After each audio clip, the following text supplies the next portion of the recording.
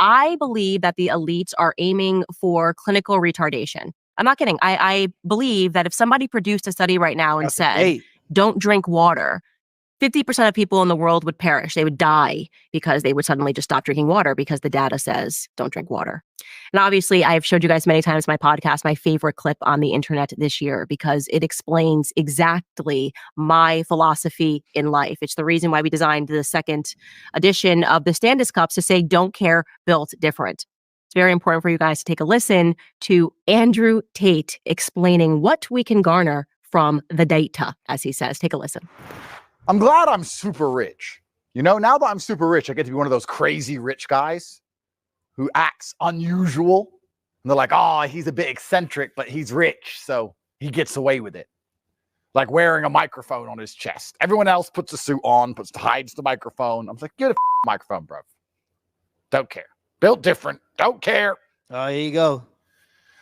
One of my habits now is ignoring all data. It's great. I love when people come to me and say, actually, we've got the data to prove. To prove what, you little What are you going to prove to me? I can prove to you that the ice caps are melting. There's ice in my water right now. I'm going to leave the water unattended until the ice melts. Will the water overflow out of the cup? No. No. Probably not. Why are all the richest, most important people in the world who are pushing this scam buying beachfront homes? Oh, but the data says. The data's from the Matrix, and you are the Matrix, and the Matrix is full of lies. Yeah. Anyone who actually analyzes the data nowadays proves they're a dumbass. Have you seen that graph thing, that meme where you have the most stupid people and the most intelligent people do the same thing? Then you have the midwit in the middle. Data is for midwits. You know? Well, the data says. Yeah, the data says. Well, actually, I guess statistically. The pharmaceutical company who sells the jab made the data. Why are you even reading it? No, yeah. Money, financing studies is definitely a big issue. It's 110% a big issue. And I always find it funny that both sides of the political spectrum are willing to deny science when it's convenient for their arguments. It's very convenient. Like on the right is more of climate change denying, and on the left is more, a man and a woman is the same thing. Completely denying science when you talk about biology, right? It's interesting. Why are you reading? There were stupid people who sat there and said, the jab's made of 5G cellular data. And then there was extremely intelligent people like me who said, I don't trust these motherfuckers. And we both did get the jab. All the people in the middle were like, well, the data says, and the news said. They wouldn't just make us all take a jab for no reason. Jabby jab, jabby jab. If you even look at data nowadays, you're a dumbass. You should just know. Yeah, he should just know. Street smart people don't need data. We've just been around. You know? I've just been around. I just know things because I've just been around on the street. If somebody's trying to give you something for free so desperately, it's probably a trap. When you're street smart like me, you're on the corner. You, your boys, some bitches. Guy comes up to you, goes, you want a hamburger? Not really. Hamburger's good for you. If you don't eat, you'll die. Yeah. You should really have this hamburger. I don't want it. If you don't have this hamburger, you're going to lose your job. We're going to lock you in your house. I don't trust him or his hamburger. Here, y'all, I got a good study for y'all. Can y'all see it? Affairs put a spring in your step, boost self-esteem and life satisfaction. But only if you're a woman, studies find. I wonder who wrote that article. I'm sure it's backed by science.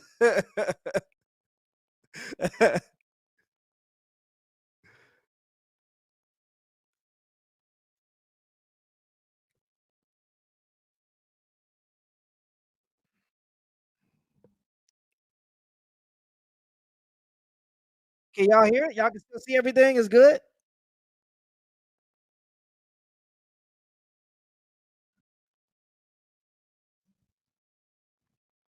Can y'all hear? Y'all can't hear the audio? Can y'all hear the audio? Just trying to make sure on y'all end. Not the video. Did y'all see the article though? Can y'all see when I post the article? I'm just trying to make sure I can figure all this out for. Let me see. When I pulled the article up, could y'all see that article? Right here? Affairs put a spring in your step. Boost self-esteem and life satisfaction, but only if you're a woman, of course. Study finds. Science. Follow the science.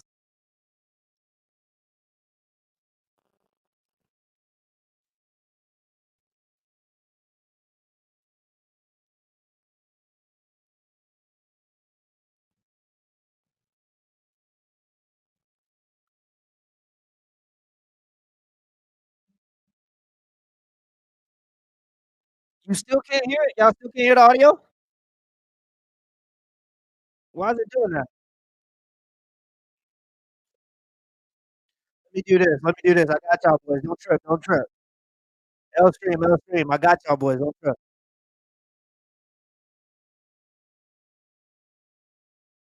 Got y'all. Let me pull this up. There you go. Back. Went missing at the exact same time that Back, Brigitte was back. born at the age of 30. I got it. All right, and all right. people don't have that common sense to go, wait. I don't know what it is, but I'm trying to learn how this stuff works doing the live streaming. But when I try to pull up articles or try to go to another little tab or something, it seems to cut out the audio. So that's just something I'm gonna have to figure out on my end. Might try to do that more. But yeah, the studies show that affairs can boost self-esteem, but only if you're a woman, of course. Studies. Wait, that is quite strange. Why are they not able to just easily debunk this? And instead, you're going to call everyone else crazy. And the thing that should terrify people is the fact, which you describe it as the matrix, I think that actually is the right term, is that the matrix works overtime to make it seem as though the people who recognize the insanity, recognize the homosexuality, recognize the pedophilia are in fact the people that are crazy. Like it's a complete inversion of what's actually happening. And the saddest thing is that it works. I mean, where did Macron even come from anyway? I remember that French election. I'm certainly no expert on French politics, but I remember he popped up out of nowhere. Some globalist, he was a lawyer or a banker or something. They just put him up there and then he won. The last French election, Marine Le Pen was winning and then, she lost. It's like, are these elections even real anymore? Is anything even real anymore? I mean, I only have criminal cases in 3 countries currently. You may as well add France to the list, But I just don't believe any of it. And then Macron stands up there, and of course, he's complete globalist WEF. I remember his obsession with Merkel. Do you remember the way he used to stare at her? Mm-hmm. He used to stare at Merkel with adoring eyes. Very strange situation the French find themselves in. Yeah. And when you point these things out, you point out that it's strange, right? You point out and say, look, this is unusual. Even if she is a woman. I heard they had so much poop in the water at the Olympics, like they were actually scanning and measuring for it. They had so much poop in the Olympics in the water that they were swimming in that people were getting sick from it during the Olympics in Paris, because I guess they have an immigration issue too. So I don't know. It's from what I know about France in general, it seems pretty cooked. It seems cooked to me. Which is highly debatable. The fact that she's 30 years older, and it's all just a bit weird. But if you want to mention these things, you're right. You're called a crazy conspiracy theorist because so many people are so desperate to conform. I came to this unfortunate realization recently, especially in light of the Kamala garbage. There's a whole bunch of people who want to be slaves. Yeah, for sure. They literally want to be. Yeah. You sit and say, why can't you convince people to see the truth? And then you realize it's because they don't want to see the truth. They want to be a slave because it makes them feel the same way a child feels when they get attention from their parents. Well, also when you don't have as much money, and with industrialization, you depend more on like the infrastructure. So you're less self-sustaining. So you depend on your job.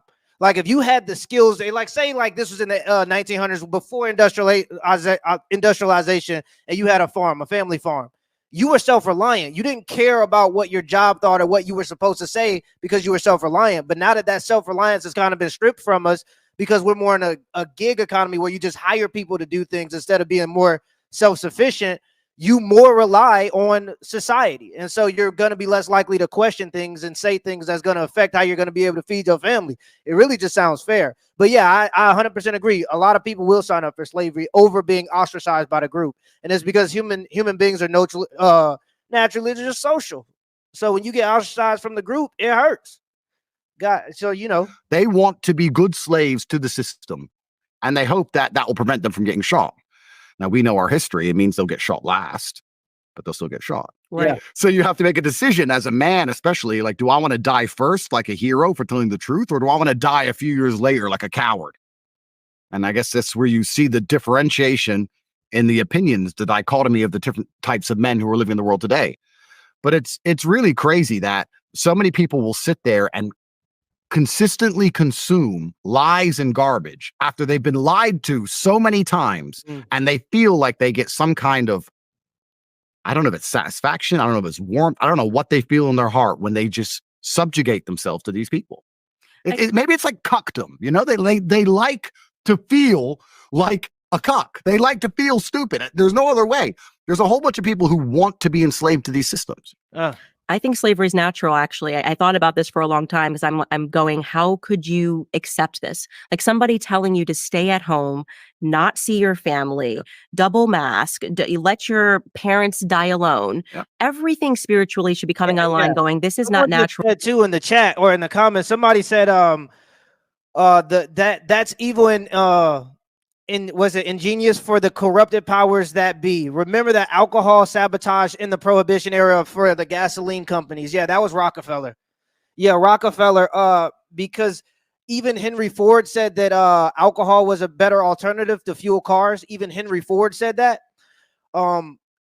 Rockefeller funded the movements that tried to be for prohibition, essentially to get rid of alcohol as competition, and he succeeded. And they made it so that you can only use alcohol because they didn't want people to drink it. They said, but what about using it for cars? And they said you can only use alcohol if you put petroleum in it. So basically Rockefeller won. That's what he's talking about. But yeah. When you start to think about people in power and what they're willing to do, they're willing to kill millions of people in order to get that power. That's what it's always been throughout all of human history. I don't know why people think it's different now because we have iPhones, but there's always been kings and conquerors that want to destroy everything. And for some reason, there's some people that just think that that's just not true, or like we want to live in this fantasy world where we're kind of being taken care of.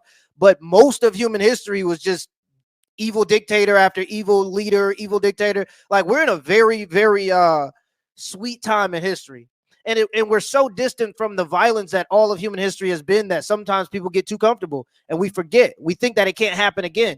And so, well, this is wrong and I'm going to fight this.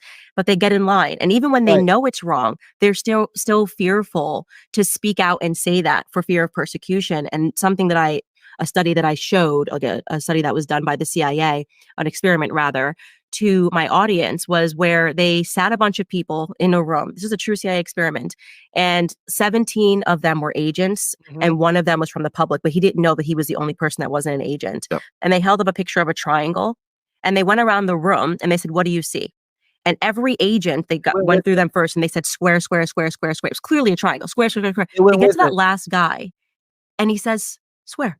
Knowing fully that he is seeing a triangle. Yeah. Yep. So what they understand is that peer pressure, like the psychology of peer pressure is a real thing, but it's stunning to me that grown men succumb to this. There's something that's unbelievably wrong about that. Yeah, completely. And that's why they attack masculinity so heavily, because truthfully, as a man, if you have an opinion which is different to other men, it crosses your mind, you might have to fight. That's just how it goes, right? So if you're a man and you sit in that room and 17 men say it's a square and you know it's a triangle, you're probably looking them up and down going, can I beat them all? Now me, I'm built different. I'll be like, that is a triangle, sir. You're wrong. But you have to have a lot of faith in yourself to be able to do that, right? A lot of people simply don't speak out because it's a scary thing to do, because now you have personal accountability and then you have to defend your opinions also. And there's a lot of people who aren't capable of or are afraid to defend their opinion. So you got to defend your opinion clever because they're going to attack your character. I've noticed that a lot about people's arguments is when they're losing the argument, they flip the argument into attacking your character. And so then they'll call you a racist or a sexist, whatever. And then you spend the rest of the argument trying to defend yourself. I'm not a racist. I got black friends. And then next thing you know, the argument ain't even about the original argument. It's about trying to defend yourself from whatever type of way they kind of try to attack your character. You know, like that's what lawyers do in court. Say if you got a woman who was an experience of the R word or some type of sexual assault, if they can't prove, like the first thing they'll try to do is attack the character of the person. So you like to go on these types of websites. You have a history of this. They attack the character of the person to try to prove the innocence of the other person. They just think, I'll just go with the flow. And that's the actual mess we're in. I don't think the mess is so much conservatives against liberals or the sane against the insane. It's this ether in between of people who are just like, it doesn't matter, and I'm not interested in politics, and they're just going along with the system, which is probably the largest contingent of the populace, and they're just allowing this clown show to continue for as long as it's continued. Yeah. And I don't want to be a conspiracy theorist, but ever since 2020, I don't believe any of the elections are fair at all. I don't believe that any of the people in charge have our interests at heart at all. I believe it's a massive racket where everyone is just stealing. I believe if you speak against the system, the Matrix is going to come and they're going to use lawfare to try and destroy you. I said on a podcast I did 7 days before Trump's assassination attempt that there's no way they're going to let him win. Then this assassination attempt happened. Thank God he survived it. That was a miracle in and of itself. That's been memory hold now. That's been disappeared from the internet. Don't know if you saw this morning. All of the references between Bill Clinton and Jeffrey Epstein have been removed from Bill Clinton's Wikipedia page a couple of days ago. So that's gone. Yep. Nothing's printed anymore, right? So they just changed the typing.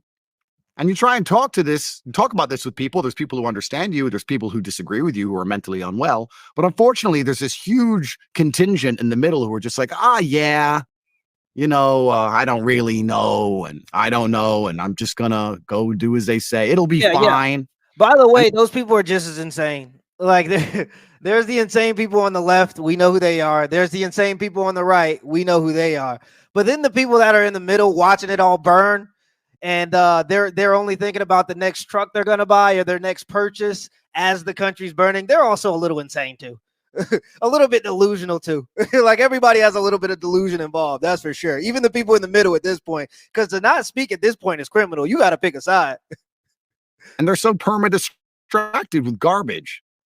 And that's, I look at like a festival, for example. I'm not anti-music, but I look at a festival and I see people in the festival and they're all screaming and jumping up and down. I'm like, if you had half as much passion for the freedom of your children that you do for this song you've heard 10,000 times, we'd be in a much different position. But they've managed to placate the entire population, and which is actually a really interesting thing. You have to sit and think, how did they make us all so placid? How has everybody just been eunuched to the point where they're sitting there going, oh, well, I can't see my parents. I can't leave my house, but it's fine.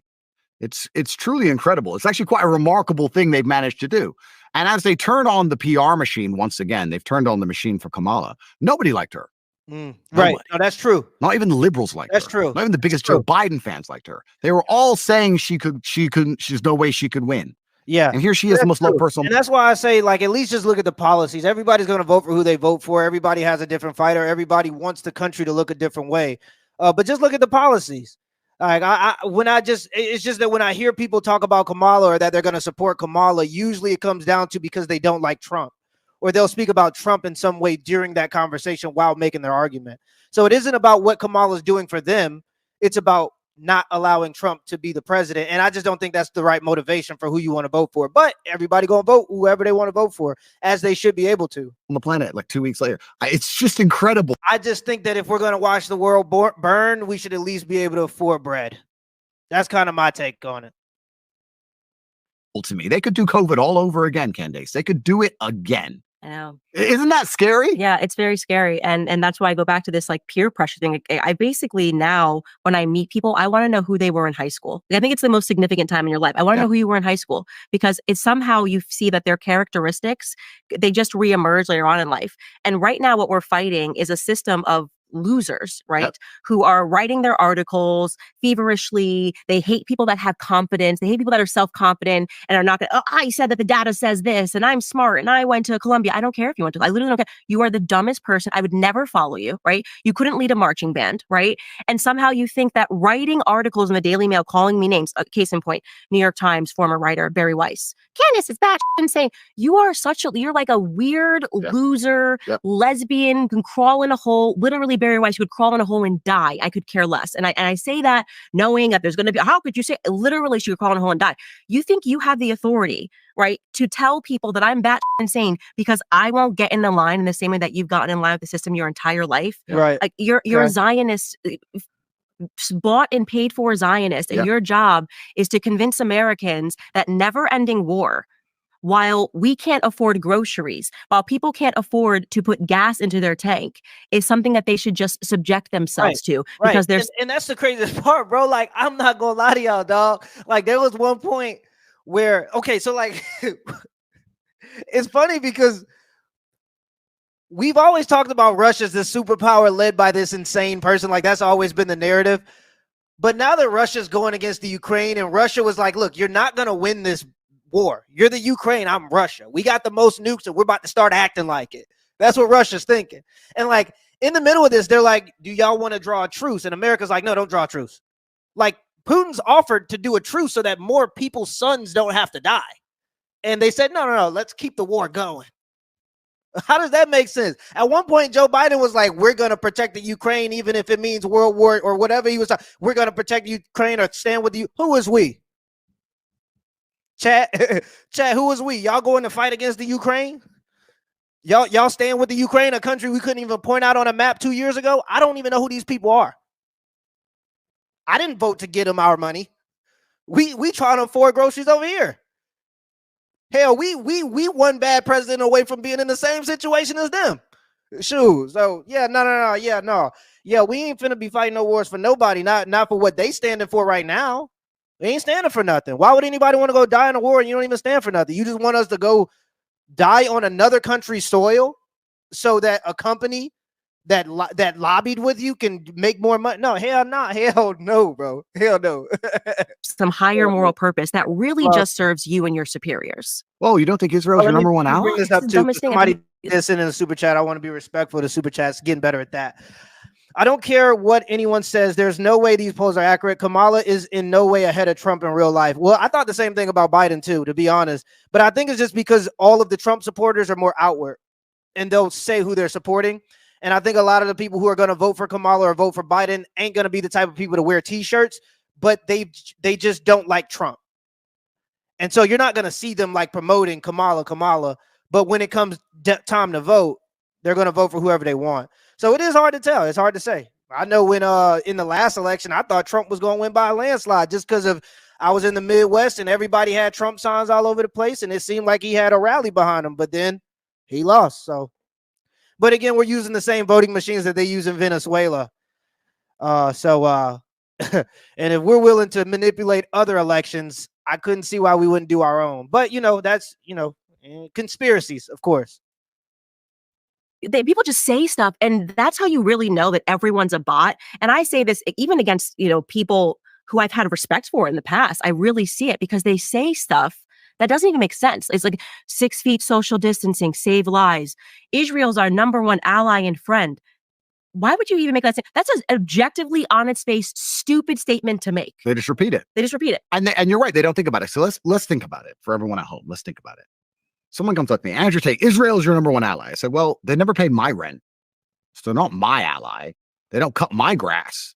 Now, what do they do for me? Right. It turns out nothing. So who are they allies to? Well, are they allies to the government who are also, it seems to be my enemy? Are they allies to the people who I don't trust? When the senators who are robbing everybody and stealing all of the money and inflating the currency stand up and say they're our number one ally, maybe they're your number one ally because you can get an Israeli passport and disappear and hide because you're a pedophile. Maybe they're your ally, but they're certainly not mine. So why is anybody even repeating this trope? Whose ally are they? Right. I said that. They protect pedophiles. They literally... They're allied to the criminal class. So I'm like, where is this coming from? They also performed a terrorist attack and got away with it because of, I'm assuming, the blackmail they have on politicians. But the USS Liberty, you can't even talk about that in America. Yeah. It's like this no-go zone. You can't talk about that or the press is going to label you an anti-Semite for knowing that they murdered and tried to get away with it by flying in planes, unmarked planes, and bombing the USS Liberty to drag us into their war with Egypt. That's not my ally. Not from a political standpoint, not from a personal standpoint. The second your state is protecting pedophiles and allowing them to escape from America after they've molested children, and then you go, oh, we'll keep them safe here. And on top of that, you get to take our tax dollars. We can't even extradite our pedophiles. And you why are you saying that? And isn't an ally reciprocal? Like, shouldn't it? Oh yeah, and they will do it. I don't know if y'all have heard of Operation Northwoods, but it was a plan by the CIA, and you can look this up, declassified documents, fact, not conspiracy, whatever people want to say. literal declassified documents. It's called Operation Northwoods. Google it right now. I would do it, but for some reason, when I look up articles and try to switch the screen, I lose audio, so I'm not going to do it right now. But pretty much it was the CIA plan to bomb a passenger-filled plane to fuel the war with Cuba. So if you think they wouldn't because they care about you or work for you as the American people at this point in the country, you're just as delusional as the people you probably on the opposite political spectrum you believe are delusional. So yeah, look up Operation Northwoods. Again, Operation Northwoods. If you believe that they wouldn't, they definitely would and have probably. That's just what we know of. So, and there are numerous others. Operation Paperclip. You can do your own research, but yeah. When you talk about companies and governments doing whatever it takes to get more and more power and influence, I mean, why wouldn't they? They go both ways. Like, what do they do for us? I understand we fight their wars for them and we protect them and we give them weapons and we do everything they want. That's fine. They're surrounded by enemies. For some reason, nobody seems to like them. That's fine. What do they do for us? Ever. Anything, ever. It's really... No one can tell you. No one can tell you. And then, of course, people are so emotionally invested in the idea of Israel. When you mention these things, they just repeat that trope. Well, they're our number one ally. It's like, I think you need to first understand the word "are," who "are" is, and secondly, understand the word ally, because ally is supposed to go both ways. And this is just one of the many different pegs in the system, which now X is free. I have to admit, I feel like people are starting to realize and wake up a little bit about a lot of subjects. And Rumble is out there, and obviously you've got your own show, which is amazing. But it's one of the cogs in the machine that I hope slowly start to break. And I was actually very optimistic until about 2 weeks ago when this Kamala crap started. And I realized that we're really not as far along as I thought. There's still so many people who will just march step into oblivion. Mm-hmm. And I mean, I would hate to be labeled a misogynist. Yeah, somebody here said they're far more powerful and dangerous than thugs or gangsters. They have literally taken everything from gangsters in prison and worse, them to get rid of them. Yeah, that's true. Yeah, for sure. If I gave a loan to an 18-year-old at an 18% interest rate, I would be considered a loan shark. But if I'm Capital One, it's just business, right? So companies are definitely allowed to get away with certain things that individuals wouldn't be allowed to get, wouldn't even be close. If I drop a goddamn Rice Krispie treat wrapper in a lake, I'm going to get in trouble. But Shell can drop a gallons, millions of gallons or thousands of gallons of oil into the ocean. And we just gonna make a commercial, a Dove commercial or a Dawn commercial, scrubbing the ducks free, and then give them $100,000 fine. I mean, it is what it is. Definitely different rules for thee and no rules for me. For sure. Terrible. For sure. You've never been called that before. I don't know. And people are okay with that as long as we can afford food. But once people start struggling, you start looking at the top and going, get them. That's what happens. So all the stuff that people have been tolerating they're not going to tolerate it anymore because people are dealing with financial hardships. And everybody knows this. The people in power know this too. And once people are dealing with hardship, they start looking for somebody to blame. And so now we've been pitted against each other, so we blame each other instead of looking up. But the truth of the matter is a lot of our problems are coming from the top. To me, it just seems obvious. To me, it seems might never survive. Yeah. But my view on the world is pretty simple. My view on the world is that you can't have loyalty from somebody who's weak. That's true. Because weak people, even if they have the best intentions to be loyal to you, they can always be intimidated, or they can always be primarily intimidated. But when it's down to save their own skin because they're weak and they're afraid, they're the kind of person who will turn on you. Right. I don't trust weak people. I don't have weak people around me. I don't like weak people. And the fact that Kamala can't even string a sentence together means that when she gets the calls from the shadow figures about how the world's really going to work, I just can't see her standing up for the average American. I can't see her saying to whoever calls that phone, who's really in charge of things, who've been running things for the last 4 years because Biden doesn't have a clue what's going on, and they say this needs to happen. I just don't see her saying that's bad for the American people. Right. I just see her saying, oh, well, what did Trump say? The bus, that's what buses do. Right. That's it. So it doesn't even matter what she says. It doesn't even matter how well-intentioned she is, which is, again, arguable because I don't believe she is.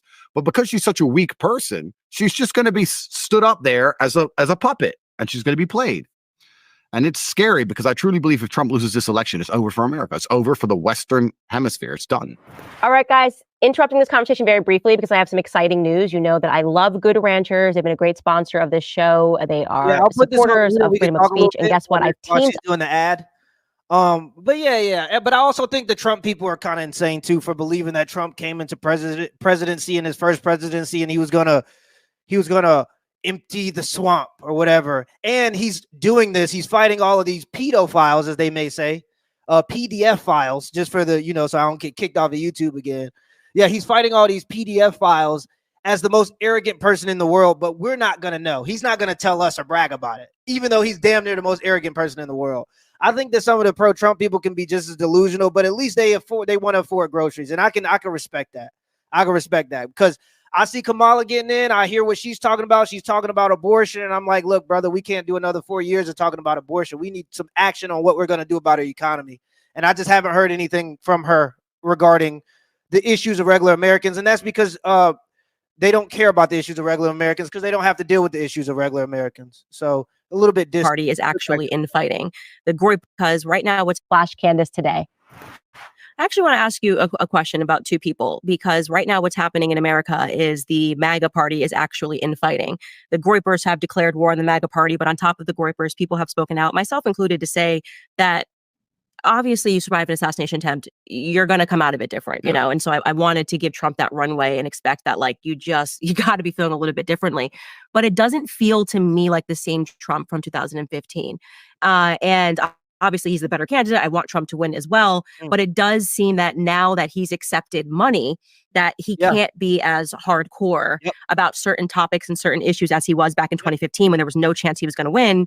Allegedly no chance he was going to win. And also nobody would give him money and no one would give him any airtime. And now it feels like, I don't know, like they've kind of, I don't want to say like buck broken him, but there's definitely a lot of consultants around money kind of always being the root of lies and evil, and I believe lies by omission, not saying things that you would say because, oh, well, this person just cut you a $50 million check.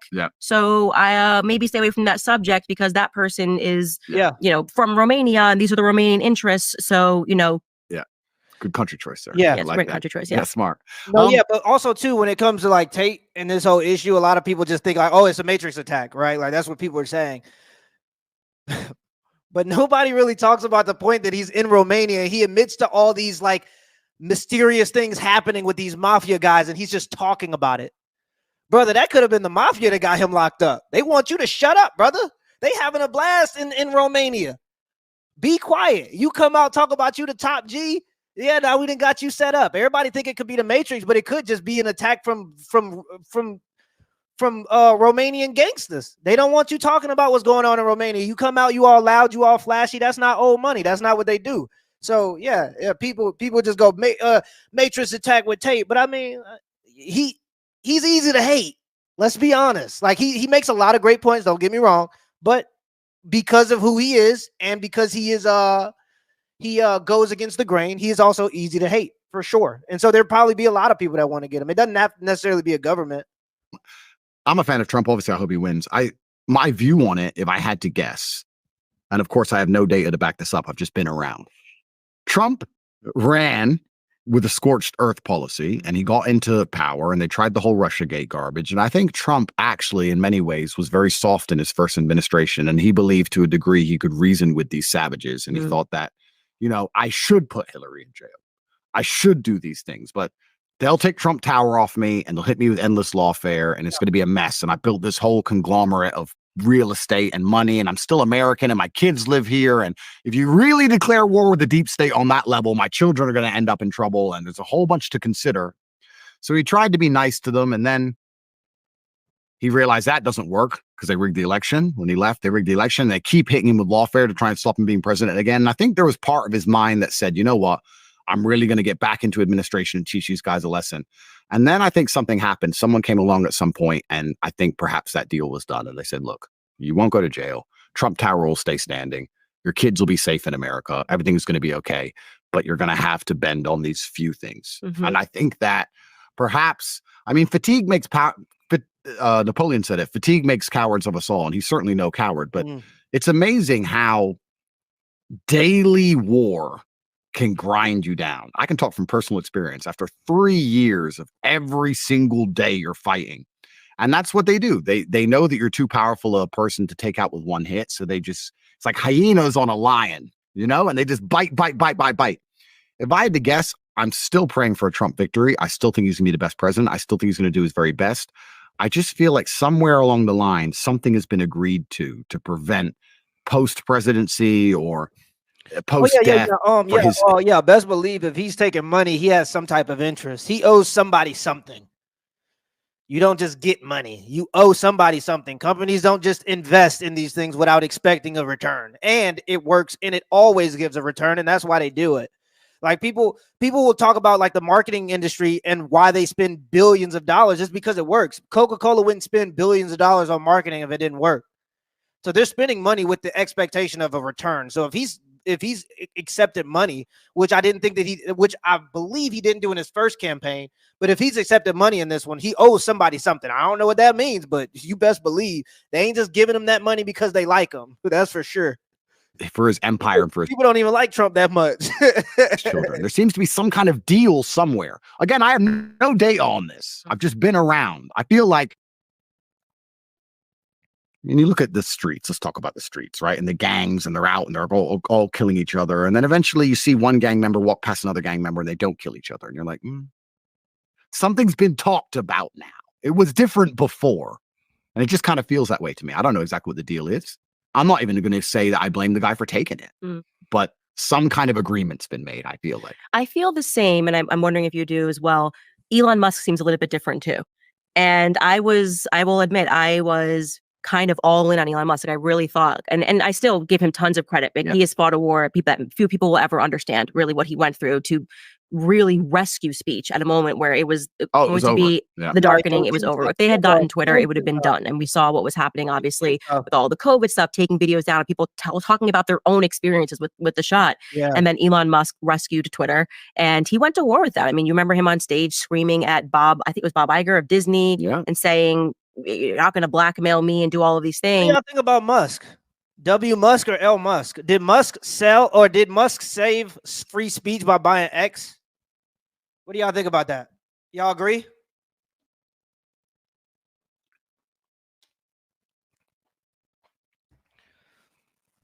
Y'all think Musk saved freedom of speech? W. Musk? No, I actually kind of like Musk too. I like Musk too. I think I like Musk too. Yeah. He wants to ascend though. He's not even from the planet. He's trying to lead us. We just gonna be waving Elon off as the world burns, and he just ascends. And now it seems, and I don't want to say that he's been blackmailed at all, but I just feel like it's a different Elon, and it could be what you're speaking about. Day in and day out, there is going to be some sort of fatigue that manifests of having to fight people with a tremendous amount of power who do not let up one single day. Oh, they never let up, and you have to choose your enemies, right? And sometimes you have to do a deal with people who you perhaps don't even always want to do a deal with to survive. It's difficult at the very, very top. We're talking about the highest possible echelons of power. And there's a lot of different interests coming your way. And you have to sit there and go, can I really war all of them? Or can I just ally with this one team? Which is unfortunate because people who know what I'm talking about know what I'm talking about. It seems to be the same team every time. If I can just ally with this one team, I'm good against everything else. Right. And then people are sitting in a position and they're like, yeah, I guess, I mean, I want to live and I want my children to live. And because it comes down to that. I don't think many people realize how violent the world is. We live in a world now where we have all of these facades on top of violence. But really, the world is just guns and bullets and violence. That's the reality of the world. When we talk about something like a court case, what is a court case? Well, a court case is a piece of paper. But if there was no threat of violence behind it, I wouldn't go. Or no one would go, right? You get a speeding ticket. You don't pay the ticket. They add more money. You don't pay it. They say go to court. You don't go. They send another summons. You don't go. They send an officer. He says come to court. You say no. Violence. It's all just garbage on top of violence. And at the highest echelons of power, what they normally do is they skip all the garbage first. They'll sit down and say, look, you can do whatever and you can be Mr. Smartass, but it doesn't matter how much money you have or how powerful you believe you are. Bullets kill people. Yes. And you have children. Yes. And what people have to understand too is when you go into these rooms, because I wouldn't say that I've ever been at that level, but I have gotten to a place like, bro, I'm gonna just be honest with y'all, bro. When I was younger, bro, I'm from the projects, bro. So I don't come from a history of a lot of suit and tie wearing, black formal events. But I went to one, it was a boxing match, and I went to this like kind of what would you call it? This prestigious club, right? Where you got to pay monthly to be a part of this club. And there was a lot of influential people there. There was a lot of people that was making a lot of money there. I was one of the poorest people there. I really was the poor man's podcast in there. But you'll realize that a lot of those guys, they operate off favors because they already have money. So then you want to leverage your personal relationships with people to get things that you can't buy. That's the next level. So it's not even about the money. It's about having friendships and connections with powerful people. That's why you'll see people like Trump wanting to get a position of power. Even if it isn't just because, it's because you're that powerful person in a position that can help your buddies. Really, that's how the rich think. They don't think in terms of money. What can you do for them monetarily? They already have it. So it's more about favors. That's something you'll learn like as you climb and get closer to the top. PMP and the Illuminati. Yeah, don't even ask me. I'm selling out. Hell yeah, I sell y'all out for a McDouble. Yeah, I sell y'all out for a McDouble. What even is China? Or what even is Taiwan? Yeah, networking. Yeah, networking. But when it's very interesting though, because people try to make conspiracy theories as if, like, they say conspiracy theories as if you're crazy to believe that powerful people get together and think of ways to make more money and influence people and use their power. It's not really a conspiracy. It's just a matter of what are they actually planning? How are they trying to get the power? Because they're definitely going to be having these conversations about how they can get more money and power. Just makes sense. It's not even really a conspiracy. It's just a fact. And they're going to die. And I've been around. Now, let's talk about this professionally. If I know drug gangs who do that over control of a street corner, you're telling me they're not going to do that for control of the largest economies on the planet? Right. You're telling me there's not going to be a single conversation about the fact that your children are walking the street for the largest economies on the planet? Right. It's a very scary world these men live in. And I feel like they've had to do a deal with certain interests to survive, unfortunately. And it kind of feels that way, and it's scary. And then you end up looking at your own position, and you're like, okay, well, I do run my mouth a lot. But having a political view and having actual power are different things. These people have actual power to press buttons. And those are the ones they have to keep their finger on. So it's I don't want to say anything bad about Elon. I really agree with you. He truly saved the world. Mm-hmm. But it's just a hypocrisy in so many people's views. You know, I talk to people and they're anti. I got another super. Listen to UK right now with the locking down everybody.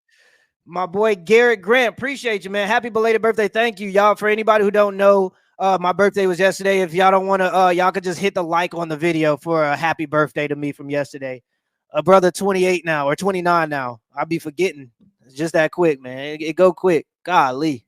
It go quick, that's for sure. Everybody for telling the truth about the immigration, and they understand that the native people of the UK want to keep their country British and they want to protect it, and they completely understand that. But then they're against Gaza, and I'm like, to me, it's you either believe in people's ancestral right to their homeland and to defend it, or you don't. Right. But people seem to always have this hypocrisy on certain issues. It's very interesting. Well, that's psychology too, and I spoke of that on my show. And obviously, I've earned the full ire of the mainstream media, and I don't care, because for me, and that offer was there. I mean, it was very clear to me that this is the one issue. If you don't talk about, well, you can maintain a comfortable life for you and your kids. But I just didn't like how many times I kept finding in the history of Israel and in the president of Israel defense for pedophiles. It just didn't work for me. Like, you know, that Zionists were so hardcore about Israel, were defending pedophilia. And I pressed an accidental button when I started speaking about Sigmund Freud. The Freud family is what created propaganda. Yeah. You know, Edward Bernays, the Freud family is what created PR, the biggest PR firms in the world. And they just keep coming up with pedophilia scandals. Clement Freud, pedophile. Sigmund Freud, pedophile. His father, a pedophile. Defending his friend, William Fleece, a pedophile. True. And when you can then trace that, and it's funny you talk about the streets, these were people that were weapons dealers and drug dealers that then started Hollywood, right? Yeah. They started Hollywood. Charlie Chaplin, a pedophile, who was under one of their thumbs. And you start realizing when you speak to people in Hollywood and they start speaking about the fact that there's so much pedophilia that's always taken place throughout Hollywood from the 20s, which you could say was the golden age that really Hollywood got established, all the way through to now.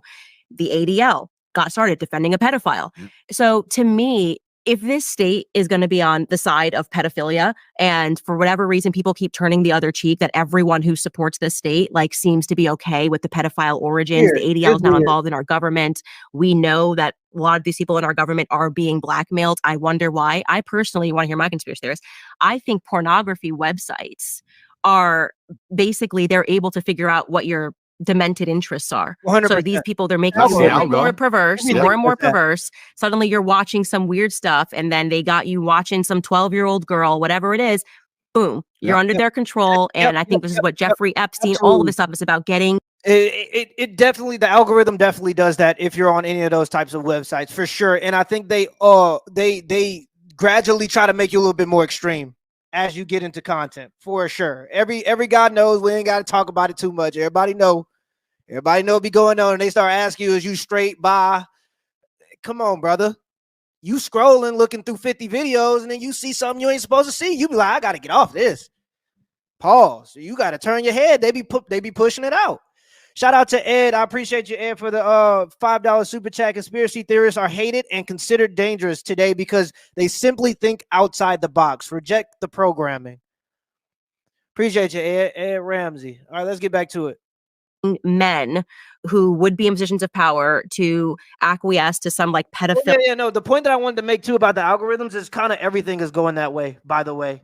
And this is the reason why everything looks so bland. And you get off of an exit on any highway in America, and it all looks the same. You got a Popeyes, a McDonald's, a fucking whatever, Starbucks. You get what I'm saying. I'm sure you guys have seen all of this. Everything looks the same. It's because everything is behind an algorithm now. And I was when I was going to look for houses with my wife, I plan on moving eventually here soon. When they were talking about the houses that they were making, I think it was a Lennar home. He was basically saying that it's all under the algorithm. They basically use the algorithm to find out what do first-time home buyers want. They look at how much they are willing to spend, the top dollar. They look at the amenities they go for, and the algorithm does a formula and prints out the houses that they make. And it's the reason why everything looks so bland, because it's all the algorithm. Eventually, I think that we're going to be the algorithm. We're going to be a reflection of the algorithm, but it's going to make everything bland. It's going to make a lot of things more efficient, but definitely more bland. It's going to take the human out of it, I believe. Like pornography, and then they're under their control. I really believe that. I think you're right. And there's two things I'm going to say. First, I'm going to say they've checked my hard drives. And I love to say that to everybody who says, Andrew, you're a trafficker. They've literally checked my hard drives. For the last 4 years, my hard drives have been checked. Check the hard drives of 99% of people in the mainstream. Go check their hard drives. Right. Here we are, 4 years into this human trafficking garbage. No one's even seen a video or a picture of a single woman claiming to be human trafficked. Y'all, I got to stop this one more time. Is there anything new on Tate as far as his situation with the whole accusations? Because last thing I seen, there was nobody saying, like, there was no real human that was making the accusations. So there's a lot of people that have this animosity, but to be honest, I don't follow him outside of maybe watching these more professional style interviews. I don't watch his stuff that he does on Rumble, so maybe y'all see something I don't see. But what's the update on the girl that's supposed to be having these issues with Tate? Like, I haven't seen anything on it. So it's like, how can you just have these accusations and you don't have any proof or even a person? That's just so weird to me. I don't know if that's true. I don't know if that's how it's going right now. But if somebody got different information, please update me, because I'm really interested. I think that is very weird, very odd, and very scary too. That you could just make up that some woman somewhere got hurt or whatever, and now you're, in trouble. It's weird. Right. It's completely insane. Secondly, you're right. There's also a psychological component, which I think ties into the masculine, because men are built in a way where we like to show dominance, and you show dominance in many different ways. But one of the ways you do it is by having access to things other people can't have access to. So I feel like if you get these losers and then you put them in a position of power for the first time in their life, and then you tell them that nobody's allowed to be a pedophile, but you are, that actually makes it more tempting than it was before. Not because of the pedophilic interest. It's because they're allowed to do something others can't do. And that's a power ego trip, which once again makes it more appealing. It's kind of interesting how the male mind will work. But I know if you take an idiot and you give him some power and say, you can do this, but no one else can, he's going to be tempted by that thing no matter what it is. I mean, that's why men do a lot of things. That's the reason we buy fancy cars. Is it really the car, or is it because other people can't get it? That's the whole point. It's the peacocking. It's like, look what I can do. And amongst their perverse social circles, I guess it's a badge of honor to a degree. Mm-hmm. And then we're also going to talk about the fact that a lot of these men are not particularly attractive and haven't been attractive their whole lives. Like, I have another theory, and once again, I have no data at all to back this up, but I find it very interesting that it's Western politicians which are primarily caught up with these things. Primarily, like you see a Russian billionaire, a Russian oligarch, whatever, and he has a wife, and then he gets caught cheating with his girlfriend. He has some girlfriend somewhere. Cool. And then we'll be like, that's terrible. Yeah, cool, it's terrible, fine. But then what do the Western politicians do? They walk around with Michelle. They walk around with their wife and then they get caught on islands. Obama. So like, is that any better? Well, like, why is that are all the Western worse? politicians gay? That's another thing. And that is what kind of leads me to believe that a lot of these people are being blackmailed and they're being selected for these positions. I mean, Emmanuel Macron. A lot of people talking about Mike. They be calling Michelle Obama Big Dick Mike, which is hilarious, by the way. Now, I don't know anything about all that. I never followed all the conspiracies or went down the rabbit hole. But calling Michelle Obama Big Dick Mike is just hilarious. It's hilarious. But I just think that it's weird that it's very interesting how a person who worked for them died in their pool.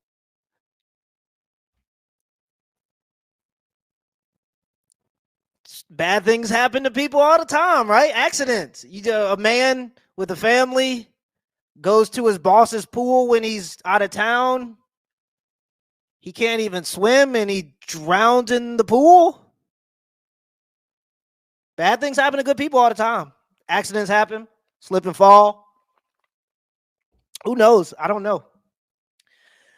I don't know what happened. I don't know, but I do know that accidents do happen. And a man with a family went to his boss's pool to get in the pool, drowned in the pool. He has kids too, by the way. So he didn't take his kids with him. He left his kids at home to go to his boss's pool and hang out while his boss isn't in town. That sounds reasonable. I mean, the lies aren't even good anymore. The lies aren't even good because I don't even look for a lot of this shit. But if you just look at the story and you kind of think about it, it's like a lot of it just be silly shit going on. It just be silly shit going on. It's crazy. Macron is a homosexual. There's no question about that. Zelensky is a homosexual. Yep. You've got, I was going to say, I almost said Fidel Castro. Trudeau, Fidel's son. You got Trudeau. He's a homosexual. Yep. Barack Obama was a homosexual. Yep. And then finally, when we get in the West, a president who's definitely not a homosexual, Donald Trump, they just freak out. They completely lose their minds. This guy cannot be president. He's not allowed to be president because there's no aspect of the most extreme form of blackmail, which is like, if we know that you have engaged in pedophilia, that you've been involved in any of these weird sexual scenarios, we can control you in office. Yeah. And there's obviously the deep state thing is not a conspiracy theory. It's part of the reason why they didn't want Tucker to conduct that interview with Putin, because the first thing Putin said is like, I don't deal with your president. I'm dealing with the CIA. Yeah. Right. That is the deep state. He's like, he couldn't even talk to him. The CIA is who's controlling your nations, which means that our democracy, the republic, it's an illusion. Yep. Oh, 100% true. Oh, 100%. And when I say things, I don't, obviously exceptions disprove the rule. I talk in general, but in general, it is the masculine which protects the society in general. And in general, feminine are more accepting of certain things, and gays are closer to the feminine. So we say that we have men in charge. None of these people you named are men. None of them are masculine. There's nothing masculine about them. The true masculine essence is being prepared to die on a hill. Facts. And the number one thing we died. Thing about the gay thing too. Like, you want to be gay, be gay. I don't think you should preach it in schools. I don't think you should talk about it in schools. Leave my kid away from it. I want my child to be a reflection of me. If you want to be gay, be gay. But here's the issue. I don't like that every gay dude got to try to be a woman. Why you got to try to be a woman to like dudes? Why do those two things got to correlate? I know plenty of, I don't know them, but there are plenty of badass gay dudes. There's plenty of badass gay dudes. Hell, they said the army from the 300 was gay. There's plenty of badass gay dudes, but it's another thing to be feminine in a man. You know what I mean? Like overly feminine to the point where to society, you're not an asset anymore. So it's not even a gay issue. It's are you a fucking man? Or are you like, what are we doing here? Like you ain't got to try to act like a woman to be gay. I don't understand why those two things are even correlated. If you want to date a man that act like a woman, go date a woman. But my brain don't work that way. So my brain don't work that way. Since the dawn of human time was our land and our women and our children. That's what we died for. And the reason we were prepared to die for them is because we know we could never be assimilated into another tribe. If there was another tribe on the other side of the hill, even if they outnumbered us 10-1, we knew that if they managed to get into the village, we were dead. The women can assimilate into their tribe because the women can join their tribe and have children. Right. The women will be taken. We die. So we're prepared to fight. So the masculine essence, truthfully, is to be able to stand up against an army you know you can't beat and fight to the bitter end. And that's why they don't want anyone masculine in power, because then they can't be influenced. We just talked about those shadow figures making the phone calls. We don't want anyone who sends their like Trump and says, no, I don't care. That's not how this is going to go. So they like weakness. So even the idea of having a man in charge, all these people we just named aren't men. They're homosexual, which brings them pretty much close to girls. And when I say girls, not in a negative, insulting way, I'm trying to explain the feminine mindset of we can assimilate with the enemy more than we must fight and die on this hill with the enemy. Right. And that's why they're doing it all. And you're right. It's certainly a coincidence. And it's also an extremely interesting coincidence that, I mean, global homo LGBT, that is the culture of the West now. It's the number one thing you can't insult. You can't go against, you can't degrade, you can burn an American flag before you can burn a pride flag. You'll catch a prison term for that. That's the issue. It's truly the new God. You can insult Jesus all day long, but you can't insult LGBT in a Christian country. And if you look at any of the American embassies in all of their vassal states, the first thing they do is try and push this LGBT insanity. They try and push this global homo everywhere they can to erode the masculine spirit. Yeah. We talk about how the family's under attack, and it certainly is. There's a lot of ways it's under attack. LGBT is one of them. It's one of the things they use. But, I mean, there's a million different ways they've destroyed the nucleus of the cell. I was having this conversation the other day. I was talking to somebody, and we were saying, well, we're talking about men dying on hills, like I just said.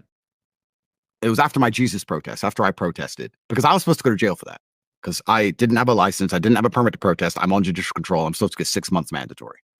So I said bye to everyone, said to Tristan, ready for jail, packed a bag, went there to go to jail. It was done. Put me in jail for respecting Jesus. Put me in jail. I dare you. And even they knew better than that. So they were just like, please go home. Well, that's one of the things with materialism and why people are having an issue standing up for anything is because they're comfortable.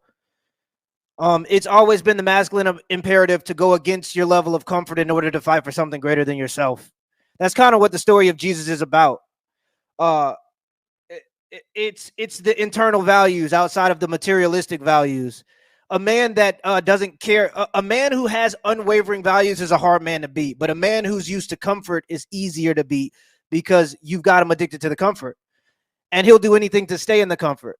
So he'll go with the flow, kind of like a lot of people are doing now because of the level of comfort in America. But now that the level of comfort in America is starting to become a little bit more uncomfortable, you see a lot more civil unrest because people are starting to have to face the issues because now you can't even afford the bullshit that used to keep you occupied. They be trying to do the bread and circus, but you can't even afford the bread.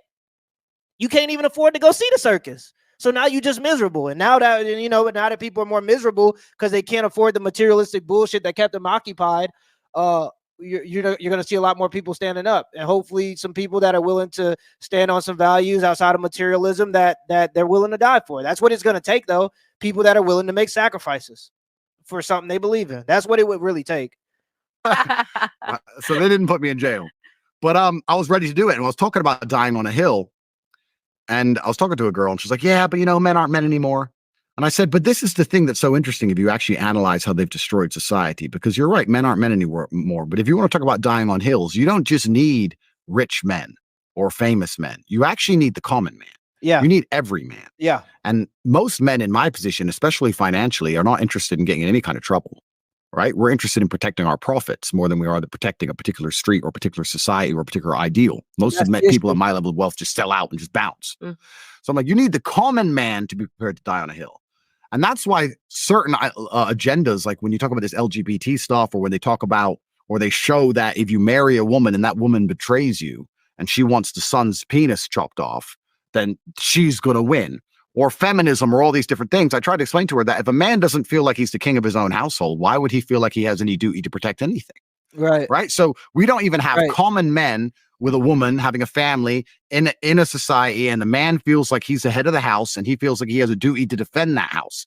Even the people who, the common man and the common woman, when they are getting together, the man doesn't feel like he's the king of the house, so he doesn't feel like he has an obligation to protect it. Right. And then there's no fault. Yeah. And that's why with no fault divorce, men basically became essentially right now a marriage, and I am married, so, and I am pro-marriage, but right now I do understand the issues that men have with committing to marriage, because essentially right now what they want to make it is so that you have no say in what happens in your family. And if a woman decides, or if your wife decides to leave you for whatever reason and abandon the family, then you're essentially a work slave with no power, because the moment your wife wants to call Big Daddy government in there to put you in check, she can. So you don't even have control of your own household. So I see exactly, absolutely what he's saying here. You're already powerless at the beginning. You're just a work slave if you're in a marriage at this point, because you don't get no say. If you're in a bad marriage, of course. there are great marriages, but that's if you're in a bad marriage. They've kind of leveraged the government as the real man in the house that's able to lay down the law on the man just because the woman feels something. No real proof of anything actually happening, and can take away his life's work. Everything that he's There's a whole bunch of men, a large swath of the population who don't get any girls at all. It's just not right. It's not fair, and it's just not right. Like honestly, and that's just coming from a perspective of trying to be fair. That's not right. Absolutely. And girls are just on social media trying to chase the top 5% of men who are only interested in protecting their profits and nothing else, who are globalist anyway because they fly all around the world. And we look at Western society as a whole. I was talking to this girl and she's like, yeah, but men don't stick up for us. I'm like, the man you need to stick up for you is the exact kind of man you ignore. You don't even reply to his messages. Somebody said in the chat too, in the Old Testament, God promised to destroy man's greatest enemy, ? Death. The New Testament tells us how God did it. The Old Testament was the promise. The New Testament was the fulfillment. Yeah, in the Old Testament, it also says that the Garden of Eden, and people, everybody has their opinion on religion or whatnot, but I do believe that religion is there's stories that humans have used throughout history to help guide us in what we should do in society and how to operate in order to live with each other. And I think they put them in the way of stories because it's easier to convey a message through stories for people who can't really understand more complex things. So you just write it in the way of a story. But in the story of the Garden of Eden, Satan went through the woman to get to the man. So he sabotaged the mind of the woman to get to the man, to undermine the man. And the woman convinced the man to follow him. And I see a lot of that going on in society right now. Or just you want the guy over there in Mykonos who has no interest in anything but yacht fuel pricing. So like society is actually so truly broken that they've managed to just infiltrate it from every single level because the nucleus of the cell is damaged. And LGBT is another huge part of that, right? They are so desperate to prevent the idea of a man loving a woman having kids and the man being the head of the house and the man being prepared to protect that house from all ideals. That's what they're scared of the most. Well, this gets into why I think that they attacked you. It actually wasn't my idea. So I have to give credit here to Dave Smith because he's wonderful. And I had him on for a couple of hours last week, and he introduced a fact to me, and I've like, oh my gosh, this is totally why they attacked Donald Trump. It's why they attacked you. He was actually referring to David Duke and how there was this full media left and right attempt when he was running for governor to take him down, and how somebody had written an article about how strange it was because they tried to say it was because he was in the KKK, but obviously people that were in the KKK just went on and became the Democrat Party. Like nobody cared about that. Yeah. And actually what it was that he unexpectedly galvanized the populist right. And he said it's the only thing that the establishment is actually really fearful of is people that for whatever reason are able to galvanize real men. He's like, the populist left, nobody cares. Like, the blue hair, tattoos, skateboarders, but the populist right are people who know how to shoot, who know how to hunt, and who will go to war for their families. Yeah. So any person that unexpectedly galvanizes men that like embody true natural masculinity is going to be attacked by the Matrix. I never understood why you were so, it made no sense to me. It's like, I met you with George years ago, and then suddenly I looked up and every single person was doing like an Andrew Tate is this video. And then I realized, oh, okay, after Dave Smith put that piece together for me, I'm like, he unexpectedly galvanized what would be the populist right. You're talking about men returning to masculinity. Yeah. It doesn't matter what they say. You can be great. All of this stuff that cannot happen when they're trying to turn everyone into a homosexual, because it's easier to subjugate homosexuals because, homosexual men aren't going to be an army of people that go and try to like grab their guns and take on the government. Well, they're used to bending over. Yeah. So, I mean, it's what, and that's what the government wants you to do, right? They're used to bending over. In fact, they quite like it, which is exactly what the government wants you to do. And no, I think you're right. I was fortunate or unfortunate enough to reach such a large subsect of the population, and I was making it clear that masculinity on some level is saying no. Mm-hmm. That's what being a man is. Being a man is saying no. Even if you look at raising a child, right? It's the father who's typically the disciplinarian saying no. 100%. And they've tried to label that as hateful. They try and label you as hateful when you have standards, but truthfully, you love things, right? If you love your family, you hate everything that's against your family. Right. There's no light without dark. So they'll just say you're hateful because you're anti-LGBT and you're anti-whatever. But truthfully, you love something else. And they try and miss that part out.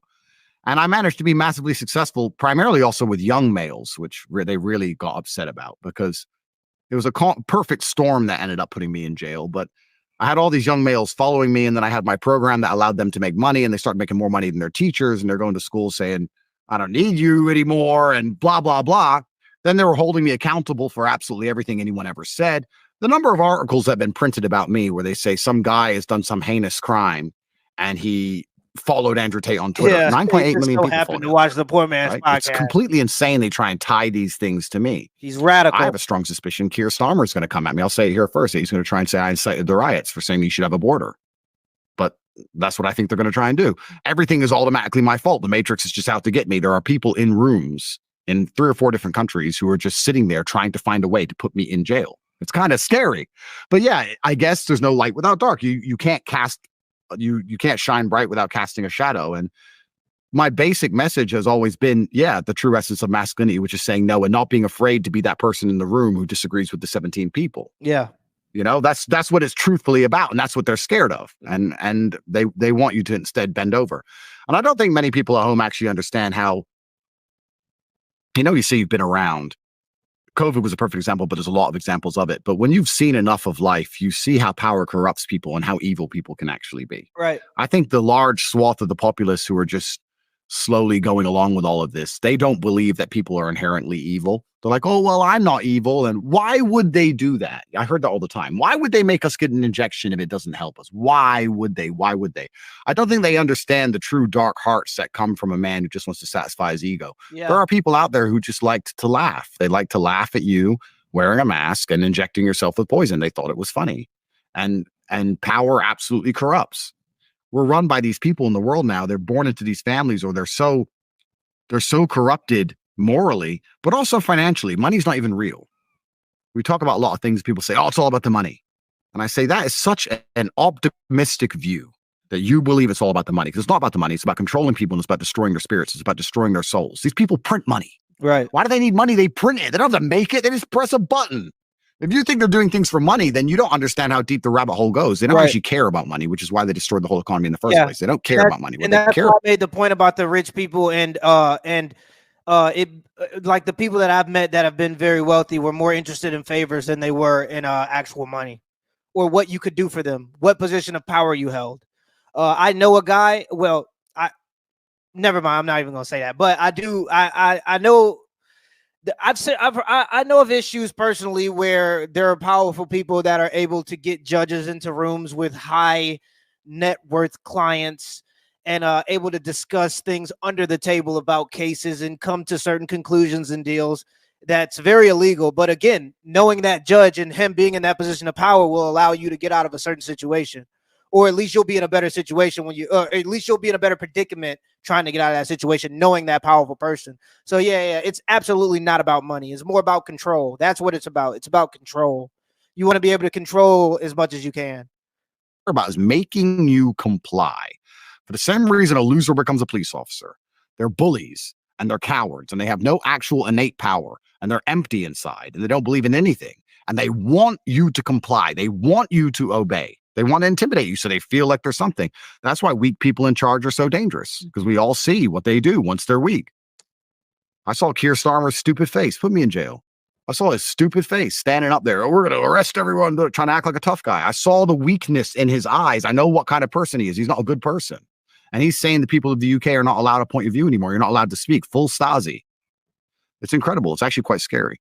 Yeah, and what's interesting too is there were a ton of studies done there at the globalists. And I want to make this point too, and I want to make it like clear. Like, if you get to the point where you're able to control what people are able to talk about, you're no longer the oppressed. You are now the oppressor. By the way, for any group or special interest group or minority group or whatever it may be, who get these positions and they can kind of police what people say about them, I just want you to know that power in and of itself is a very strong power, but it also means that you're no longer the oppressed, you're the oppressor, for sure, objectively. Even at a certain point, and I am talking about the reason why Sigmund Freud, despite the fact that he was a pedophile and protected pedophiles, is still taught in the classroom, is because he is considered the father of psychology because he gave them this award, and he was actually a Kabbalist, and so he worshipped the Jewish Kabbalah, and the Zohar was his book, and so he basically trained And they ran these programs to even see how they could create a psychopath, right? And how they figured out that they could create a psychopath was molestation was a component of this, like molest them from the time that they are a child. Yeah. And so I don't. If you want to know about something else the government did, look up MK Ultra. Look up MK Ultra and how that might have affected the Unabomber. And look up the Unabomber manifesto and his opinion on technology and where he thought it would go. Harvard grad, really intelligent guy, went a little crazy at the end there. No, lost a few people at the end there, but yeah, really smart dude and had a very interesting perspective. He turned himself in because he said the only reason he turned himself in is because the only reason he got caught is because he turned himself in, and he said that he would turn himself in if they would publish his manifesto. And when his manifesto was published, his brother recognized his handwriting and turned him in like a fucking traitor. But that's how he got caught. Really smart dude. You should check out his opinions on technology, his manifesto, and then you should check out how the government affected him during the MK Ultra experiments that they were doing. That's a really interesting read. I don't think people understand that if a man was raped when he was super chat, my bad. I'm trying to be better with the super chats. I want to make sure I get to all of them. Very card hawk, nice try. I caught you. The world ended December 22nd, 2012. Since then, the alphabet agenda has taken hold. Spartans weren't gay. The gay agenda propaganda injected into history. Okay. I stand corrected. A child and then was exposed to all of these other elements and then becomes a world leader. He has an element of psychopathology that has been intentionally bred into him. And he will do things in a way that you will be shocked. People talked about how Emmanuel Macron during COVID, the French people were saying like they realized he was a psychopath. Like there was something he was getting, like there was a sadistic element in nurturing people in a way that, for example, if you had a woman with a family, this is why even saying like women should have families before you allow them to go climb a ladder, they are removing these aspects that are natural where you're going, oh, maybe I shouldn't torture these people and let these people die alone. Well, these leaders don't think that way. Like you have to confront the actual evil that we are facing. Like this is a cult of people and they are literally deriving pleasure from your pain. Well, let's talk about let's use some historical context. We're in the country of Romania, so if they're sexual deviants, they could just be sadistic. Some people literally take pleasure from giving other people pain or receiving pain. It's just being sadistic.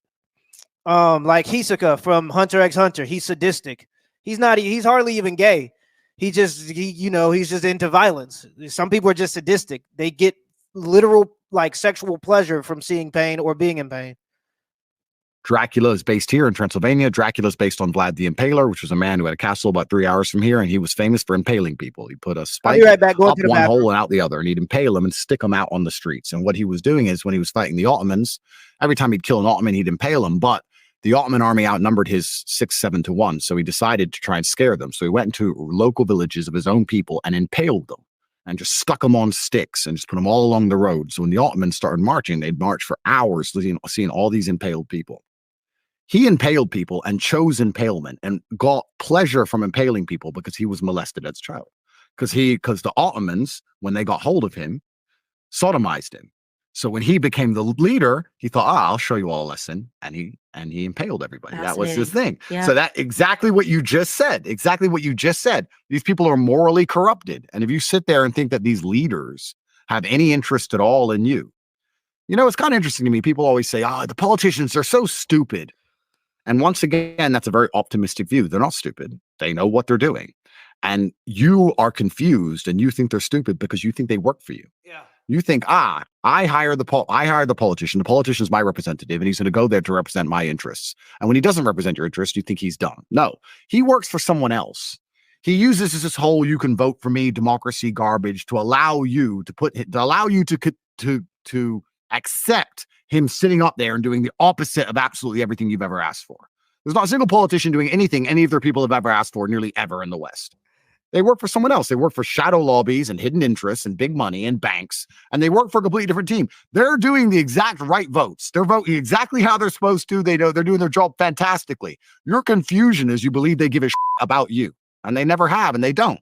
Yeah. And we could talk about all of this, like I said, philosophically, but it's very interesting because the world is cyclical and everything goes round in circles. You know, you have a king who's in charge of his empire, and after a while, the king's son he's still a good king, but he's not as good. And then the next king's son has just been too spoiled, and everything becomes decadent, and you don't want them to be king anymore. And there's a revolution, and you fight for democracy, and then democracy comes, and there's a fantastic democracy at the beginning, and everybody cares. And now 3 or 4 generations later, everyone's just robbing and stealing as much as they can, and nobody cares about the population anymore. And now you have people inside of America who would very happily put Trump as king for the rest of his life and put his son in charge, and then you go back to royalty. It's like the world is cyclical and nothing lasts forever.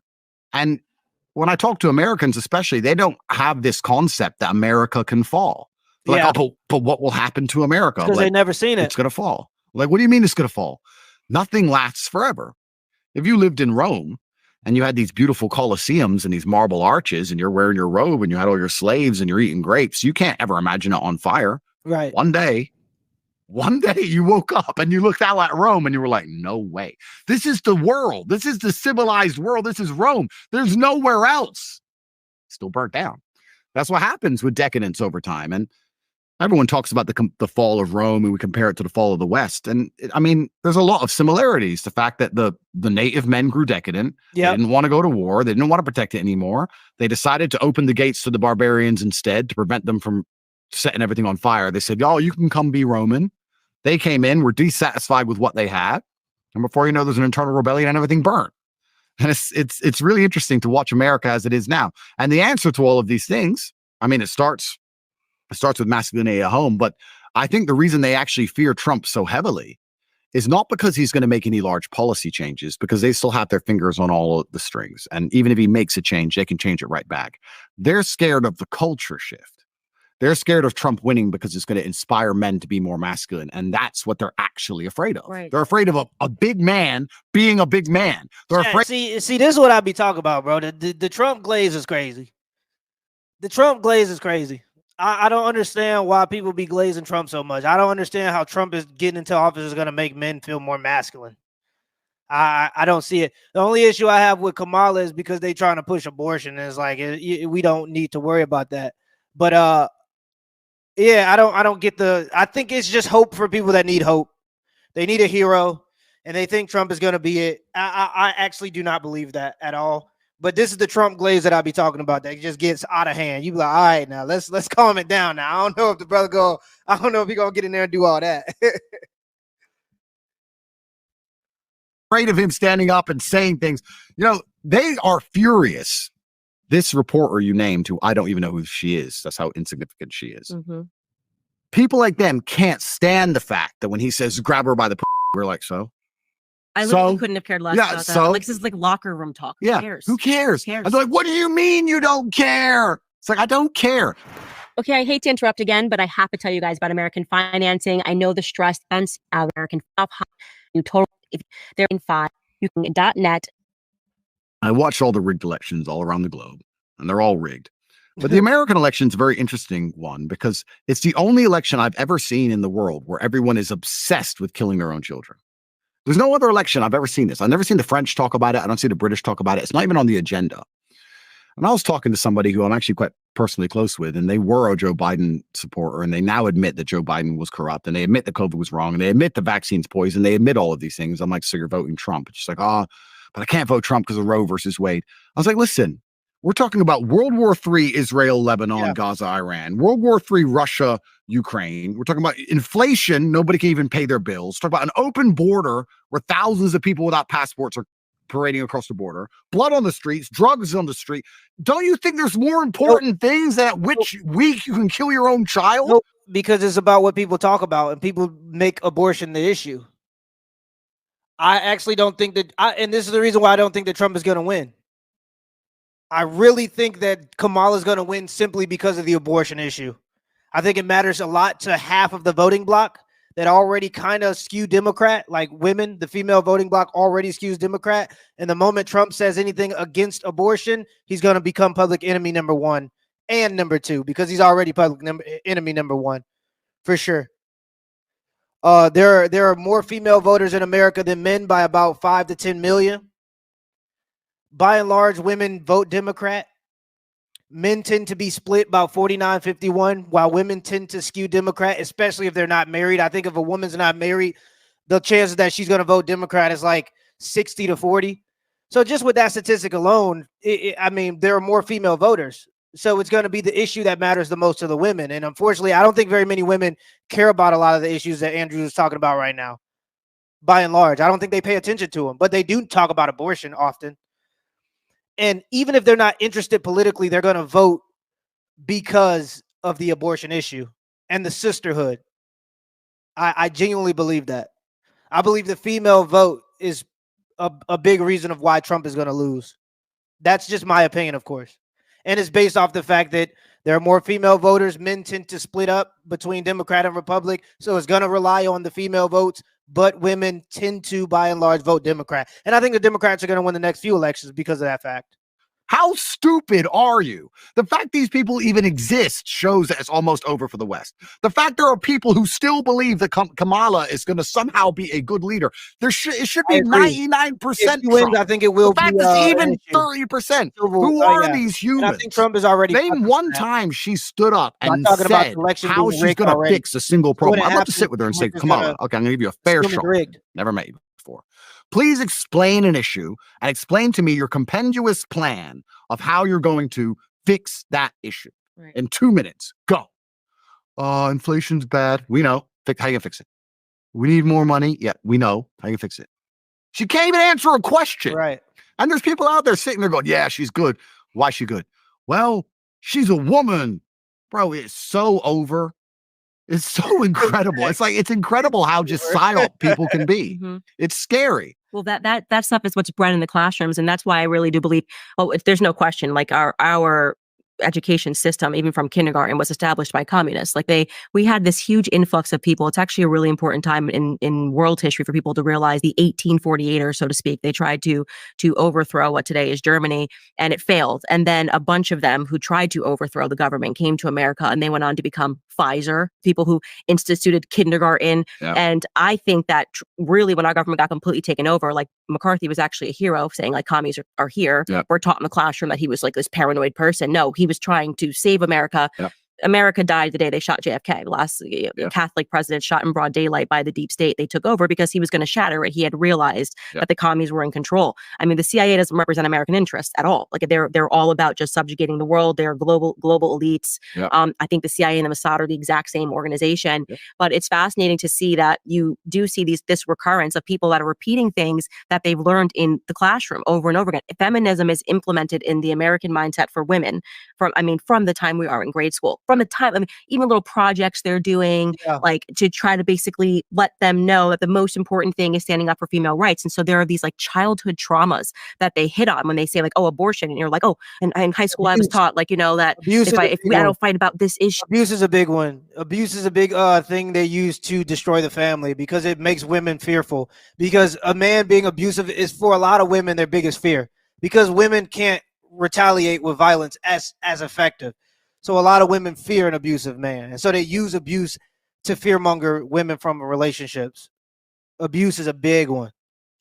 And we give the state's going to control my body. It's completely that, and the guy's going to leave you if he ever gets any level of success in his life, which is by and large untrue. Most successful men are married. And even when they do get divorced, it's 70% of the time women initiating the divorce. So the man leaving isn't generally an issue, but of course that's what they use to fearmonger. And if you ask most women, because the propaganda is so effective, they'll tell you the same type of propaganda just because that's what they heard or what they've seen in their latest soap opera or whatever it may be, which is all going to be propaganda. Made up, and it's a nonsense, but it's psychological conditioning that's hard to break because it happens when you're a child. In the same way that those studies proved, you molest a kid, then for life you can kind of create this person into a psychopath. And I want to say this too, because somebody just said this, no accountability. Yeah. And this is where the men failed because there's never going to be any female accountability. That's crazy. Like, I don't even know. Of course not. And I'm not even saying that in a way to attack women at all, actually. I just think that it was up to men to protect them from that egalitarian mindset. Women aren't the same as men at all. Never will be. And that bullshit egalitarian mindset that men feed into by asking women to stand up The whole equality thing is just a test, by the way. It's not real. Women don't actually want it. They don't want to do the same things that men have to do. They just want you to believe that they can if they did. Yeah, and it's just a shit test that a lot of guys are falling for. So when you say things like, oh, women ain't going to have accountability, yeah, it's because you're falling for the egalitarian idea that men and women are the same. That's an idea that comes from feminism. And so that would, that would be something you agree with feminism on. And I just don't. I don't believe that women are even made to do that. So we've kind of failed as men from leading them in society. We will see that there is a thread between men that have been molested and they do become psychopaths. And they hate in a way that doesn't make sense to most people. And it's the same thing for these women. Like, these feminists don't even realize it's like a childhood trauma. They made you watch some movie in health class and told you that your rights are going to be taken away unless you're allowed to kill your baby. It's a nonsense. It's insane. Bro, the state's going to control your body, but they'll get the injections. Same people will get all the vaccine injections when you talk about controlling your body. You're right. It's a massive logic fail. And I mean, like I said, misogynist, blah, blah. But feminism is one of the most destructive mindsets they've installed in the entire population, because feminism prevents birth rates. Yeah. And I mean, you can argue about 100 different things, but you'd like to agree that if you have a population, the population needs to sustain itself at least, right? You'd say if you have 1,000 people and you want to have a civilization of 1,000 people in 200 years from then, they need to have children. We could all agree that population is important, right?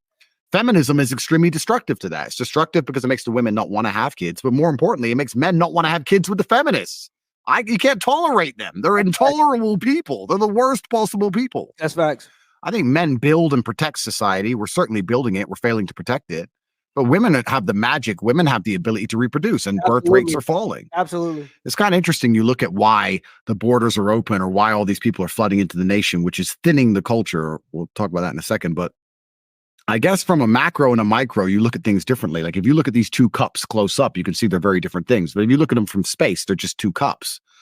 And I think the people who are in charge of the world are saying, okay, well, birth rates have been decimated. Yeah. That's being done. Yeah. You could argue purposefully because they want to get rid of, we talk about the white replacement. I don't think it's so much about white people. I think it's about entitled people.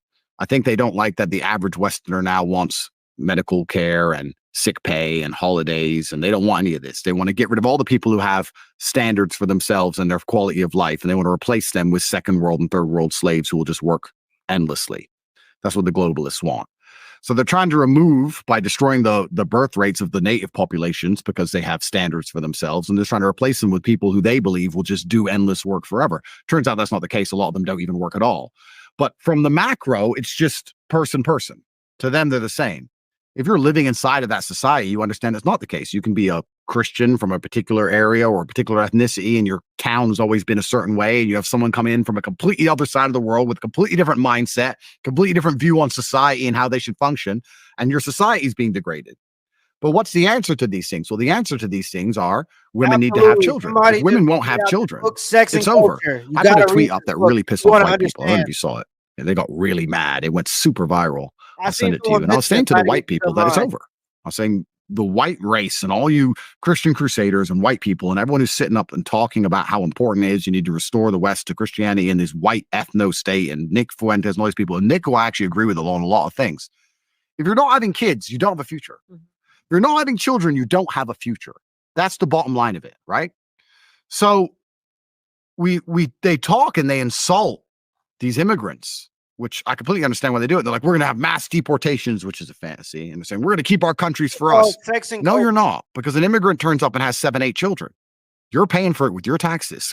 It explains and you can't convince your wife to have more than why feminism, decadence, and all those things and hypersexuality are at the end of every great civilization.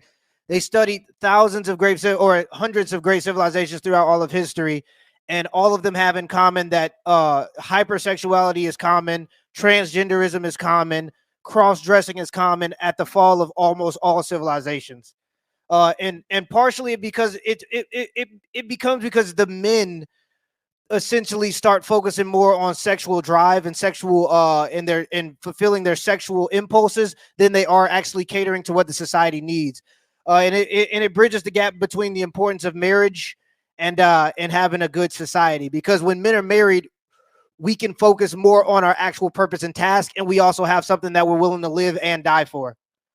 So men tend to be more productive in a society. We tend to have more invested in that society. So we care about the outcomes of that society.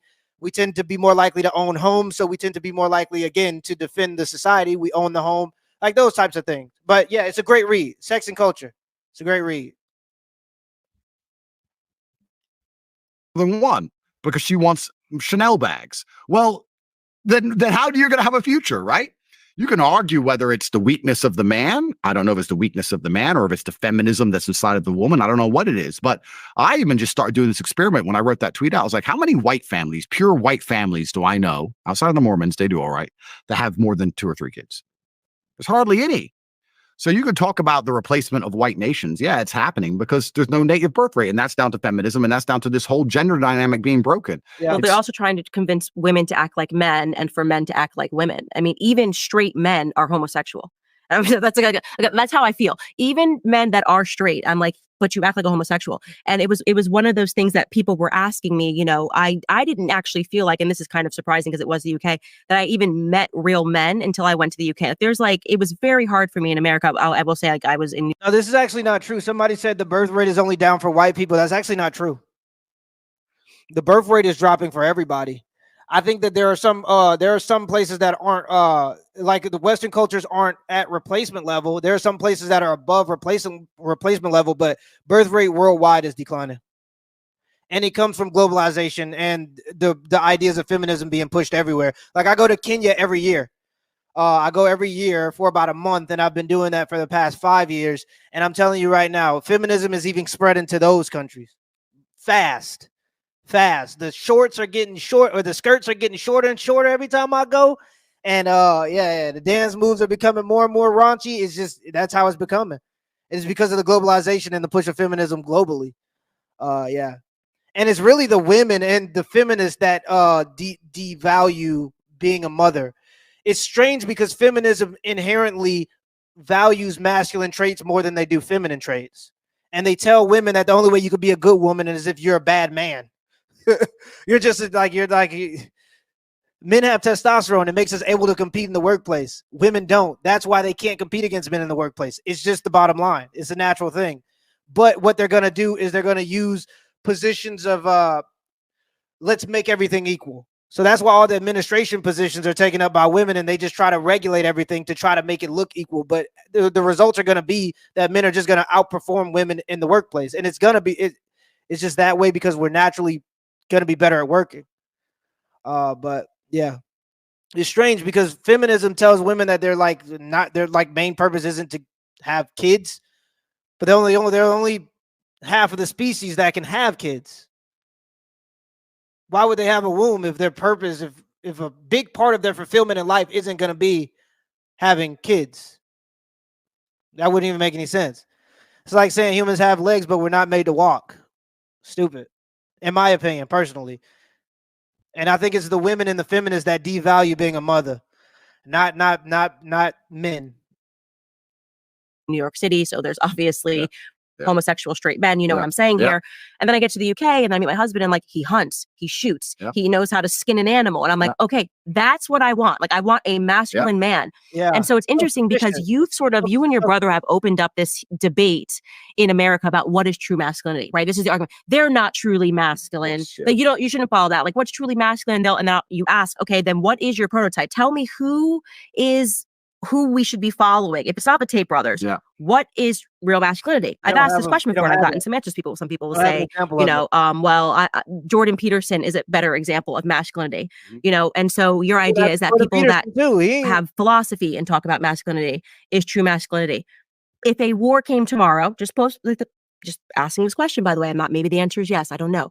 Do you think that like Jordan Peterson has the skills? If everything's taken away and you're in the wilderness, this is how I think my husband and me are surviving. We are surviving in the wilderness and you're not because you are now married to a straight homosexual, who like he's straight, but he's also a homosexual. Oh, you nailed it. They're all gay. Everyone's gay. You literally nailed it. I had this conversation with someone the other day. I was talking to some guy and I was saying that I don't trust a female pilot. And he said, why? I said, it's not because I'm a misogynist. It's because I think men are calmer under pressure. Yes. Men are calmer under pressure. He goes, why do you think that? Absolutely. So why are you pretending you're confused as to why I think that? Yeah. Haven't you gone through life and ever just seen a high pressure environment, or is it just me when I've been in high pressure environments and I see women, they're not built for it. They're not supposed Unless to be. it's kids, then it's the exact flip. Yeah, well then Like, they're if ready to something kill. happens with the kids, yes, Yeah, and then right. suddenly like I'm like George is like I don't know, he's crying. I can't focus. I'm like, what do you mean he's crying? Like that's like I can do 20 things at once with children, and you're like, oh, biology is real. Like we have these natural proclivities, and they're real. 100%,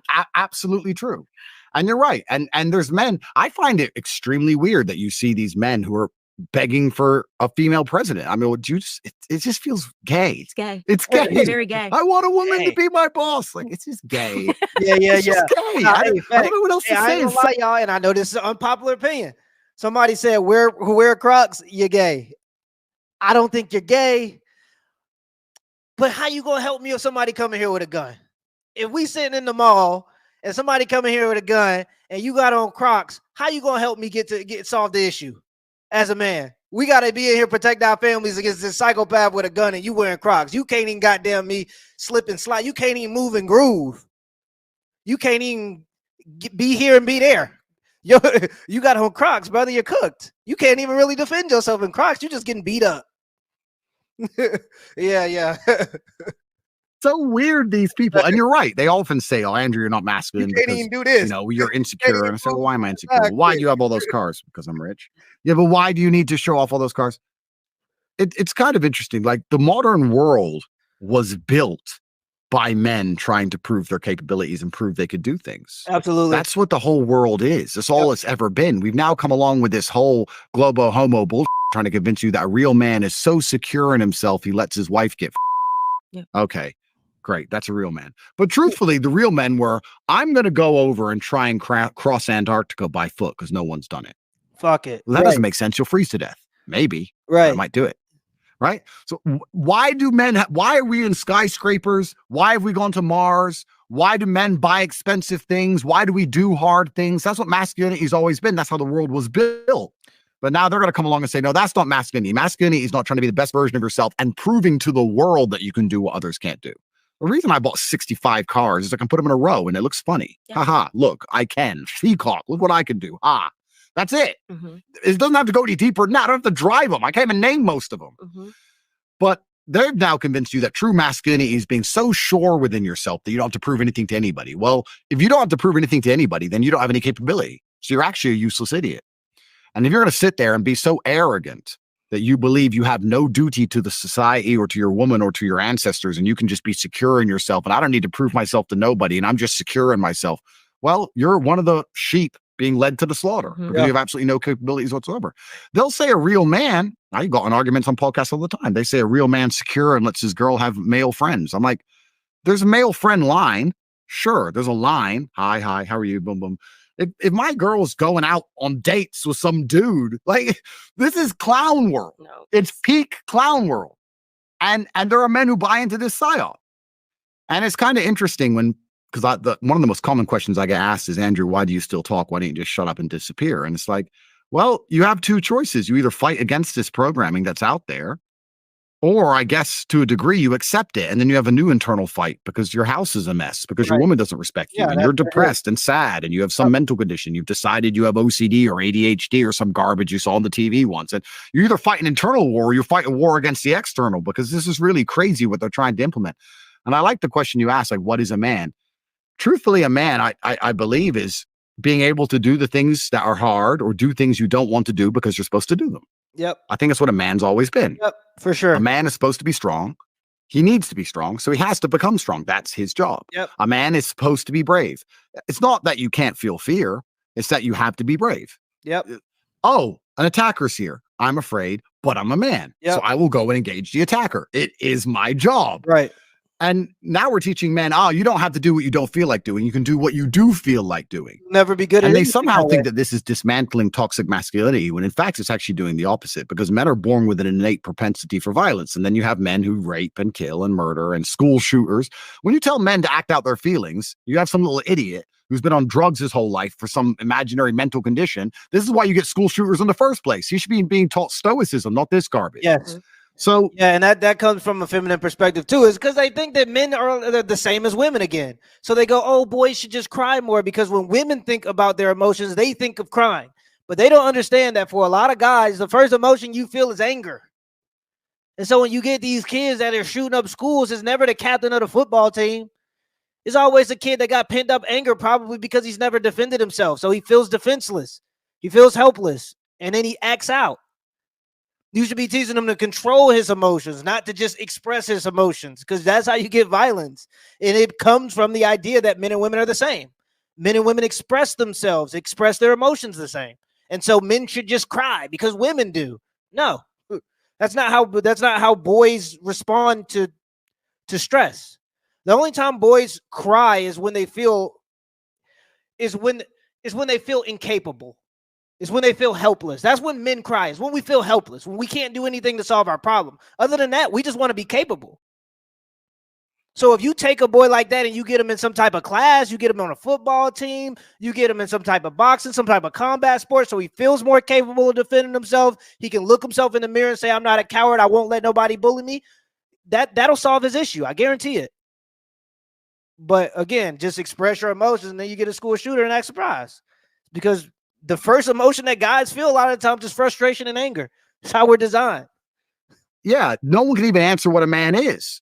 They need to be aggressive. I see this. I now have 2 sons. My son, he wants to go to war. He wants to be a Spartan. He wants us to send him into the wilderness, and he's going to come back in 2 weeks, like the beginning of the movie 300, and see if he survives. I'm like, okay, this is innate. He wakes up, he grabs a sword. Him and my husband just instantly go at it, know? And I'm like, dude, please just come to me if you want to hug. Like, I don't want to fight. I don't know what to say to you. I don't want to wake up and grab swords and fight you. Come to mommy when you need love. And when he's sick, he comes to mommy. But when he's feeling good, he wants nothing to do with mommy. He wants to go fight. He's like, he wakes up and goes, where's my father? And he's holding a sword.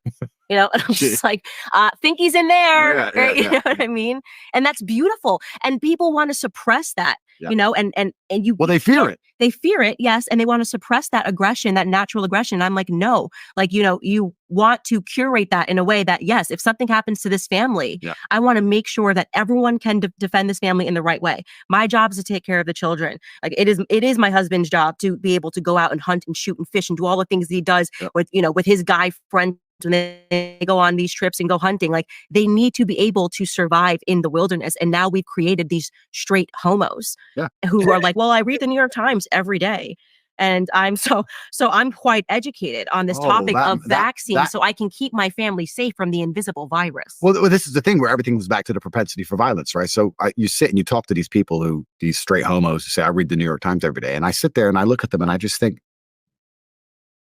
if I grabbed you by your neck, I say it in my videos, I grab you by your throat. I say it, but I mean it. Yeah. I mean it. It doesn't matter. The bottom line is violence. The bottom line is how capable you are defending yourself and the people you care about. That's the bottom line of masculinity. What's crazy is in the West, especially, is we're importing all these people who understand this, right? We're importing a whole bunch of people who grew up in a very violent world, and they understand that violence is a solution to problems sometimes. And they understand they may get caught, but they might not, right? And we're raising a native population of men who believe violence is never the answer and that violence doesn't exist. They're pacifists. They don't believe in violence. Oh, you don't believe in violence. So if I break into your house, you don't believe in violence? Or you do believe in violence, you just want the police to be violent for you because you're a So you believe in it just the same because you'll call the cops. If you'd ever call the cops, you believe in violence because you just want to do it by proxy. So everyone believes in violence. They just want to be detached from it. We want to pretend we live in a world where violence isn't real. Violence is the underpinning of absolutely everything. It's so very interesting that like if you just take political parties and what's typical for a political party, it's very interesting that the same side of the political spectrum that says they want to defund the police and they don't trust the police want to make it so that they take away the Second Amendment right to defend yourself, and all you have to do is defend on the police that you say you hate. Like when you talk about like African American, like black folks getting killed by the police wrongfully in some instances, a lot of times those situations were caused by somebody just calling the police.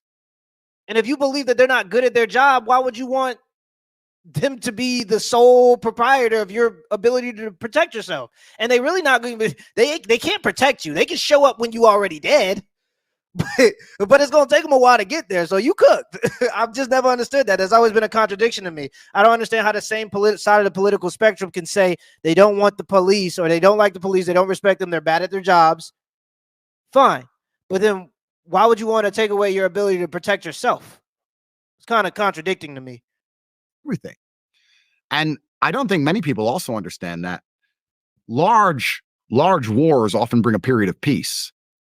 Most people seem to understand that. You have World War II, and then there's peace that comes afterwards, although that's arguable because the American military-industrial complex has been at war ever since World War II.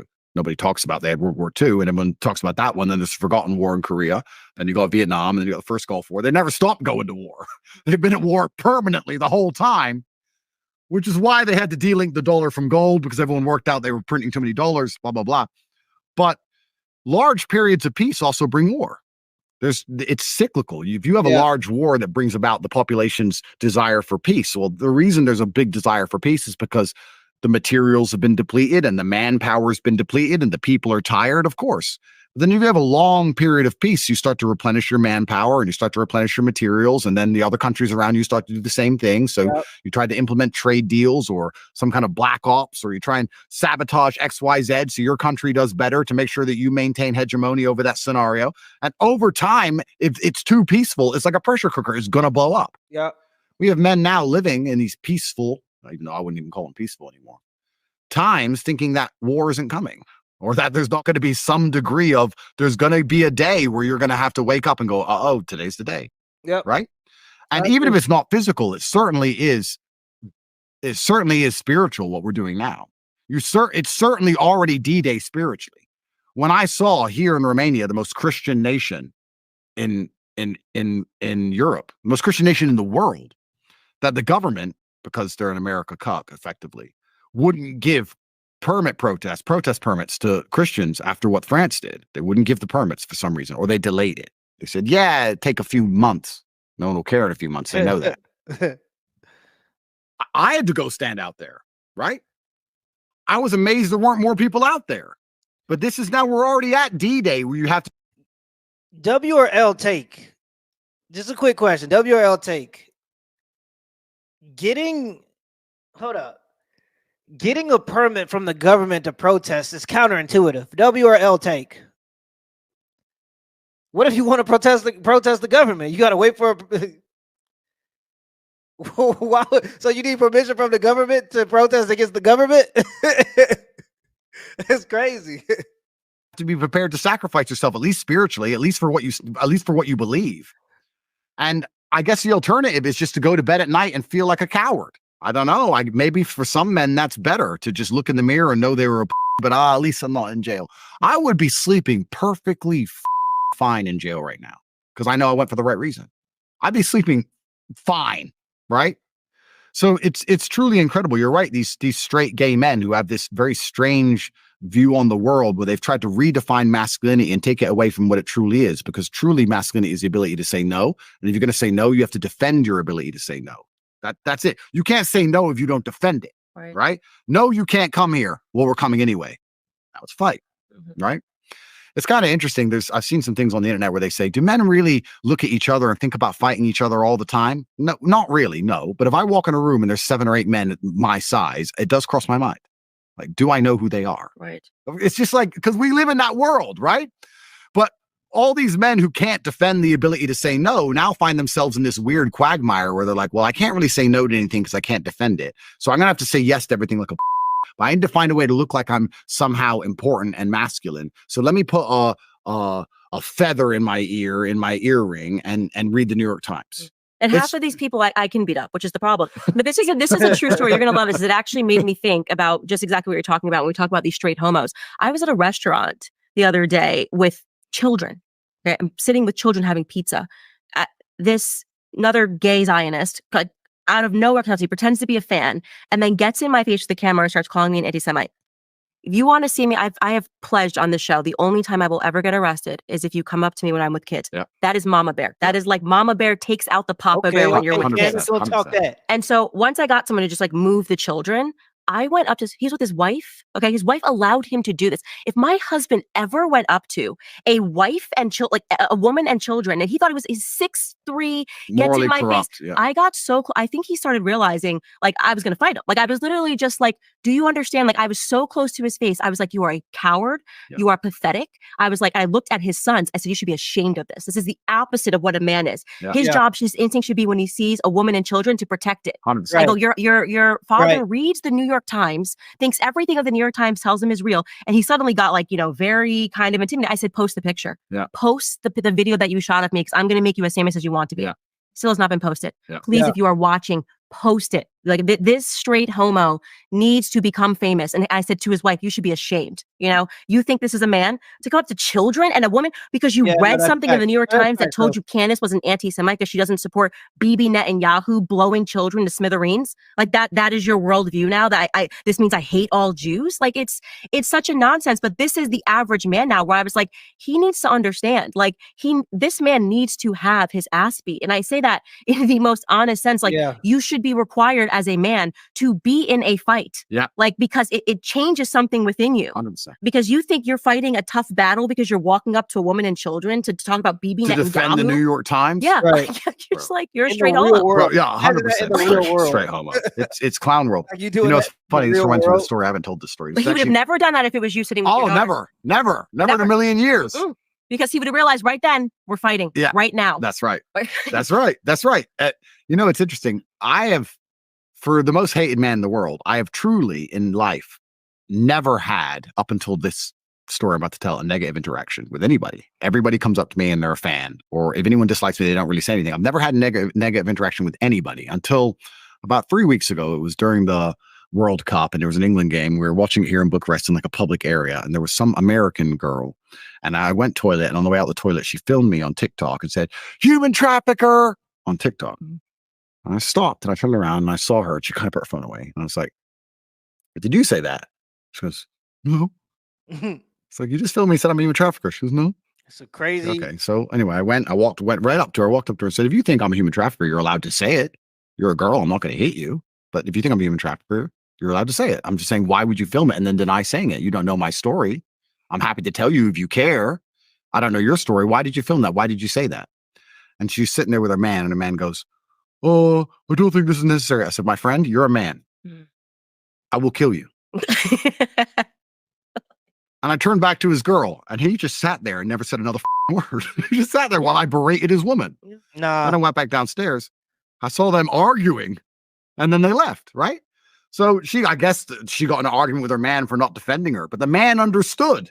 I can't fight. What can I do? What are you doing? What do you do? Yeah, that's right. Well, not only that, but if you're going to be at but if you're going to want to do whatever you want as a woman, you got to understand that you can't put that man at risk just because you want to call somebody a trafficker.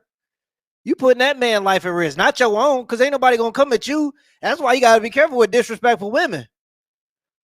Like, and I'm saying that as a guy that would be willing to protect a woman in a situation.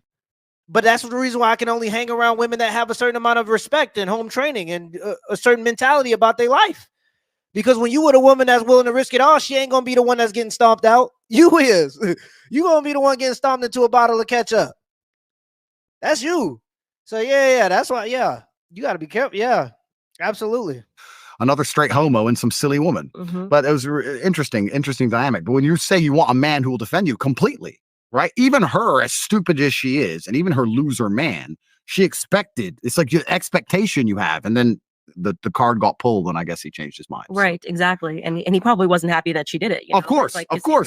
Well, that's it, right? Because he's like, now why did you put me in a position where I have to die over your stupid TikTok? Yeah. Completely right.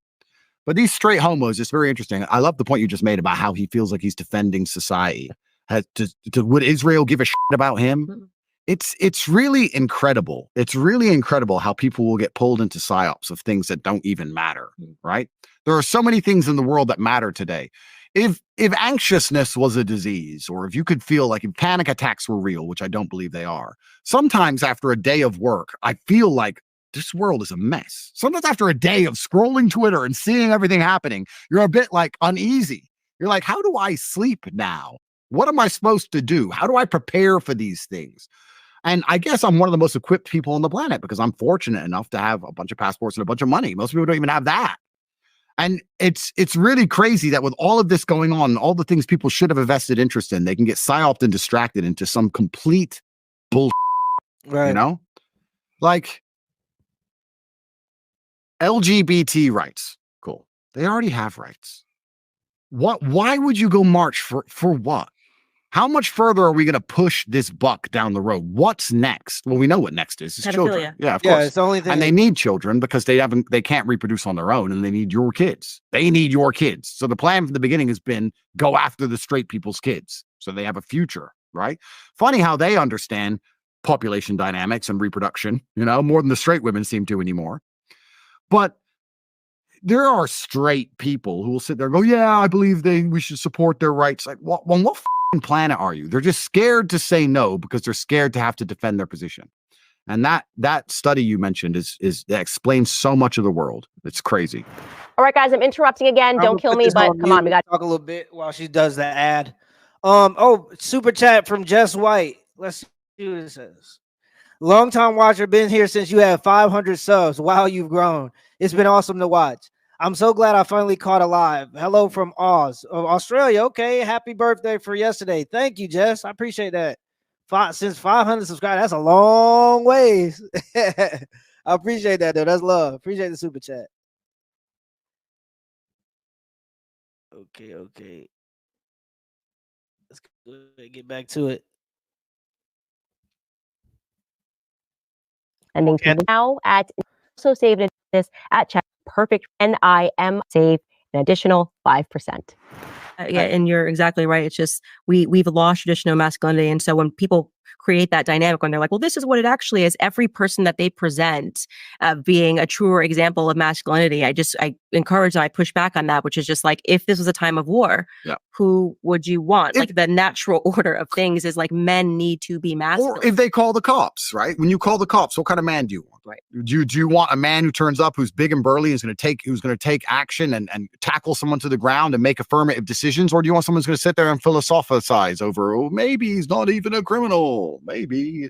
What is a man? Like when it's the fan, feminism disappears. Instantly. It always does, right? So all of it is just built inside of the society. It's a shit. A lot of it is men's fault also. You talk about how women are attacked with this feminism garbage from a young age, and you're completely true. It's completely true, and you're right. I was watching a Taylor Swift concert, and she has this famous line in one of her songs. I don't know her songs. I'm not a Swiftie, unfortunately. Me neither. But she says something. Guys, I have no eggs left. No. Okay. The patriarchy, she says. And all these little girls are sitting there going, the patriarchy. And I'm like, I blame the fathers. Yeah. Because the patriarchy built that stadium. And the patriarchy put that soundstage together. And the patriarchy paid for those little girls' tickets to go and watch that. So men also have a part to play. Men have become so cucked. They're going to allow their daughters to go there and sing about how much they hate them. They'll wonder why their daughter will grow up and not listen. My daughter is not being, one, she's not listening to that. Two, I'm not sending her ever. I wouldn't allow her to go. But three, there's no way on God's green earth I'm paying for it. Like, it's also so crazy what position men have been put in. And if you say that to a man, these straight homos, they're going to sit there and go, I'm secure. I'm a real man. Yeah. You don't let your daughter listen to Taylor Swift? Huh? Call yourself a man? Bro, it's crazy what level the Western society is sunk to. And what's scary is that we live in a world where we think the West is the whole world because we live in the West.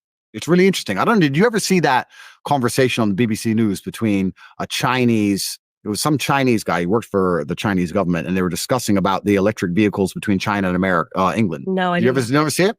It's really interesting, and I don't want to misquote it, but I think people can find it and send it to you.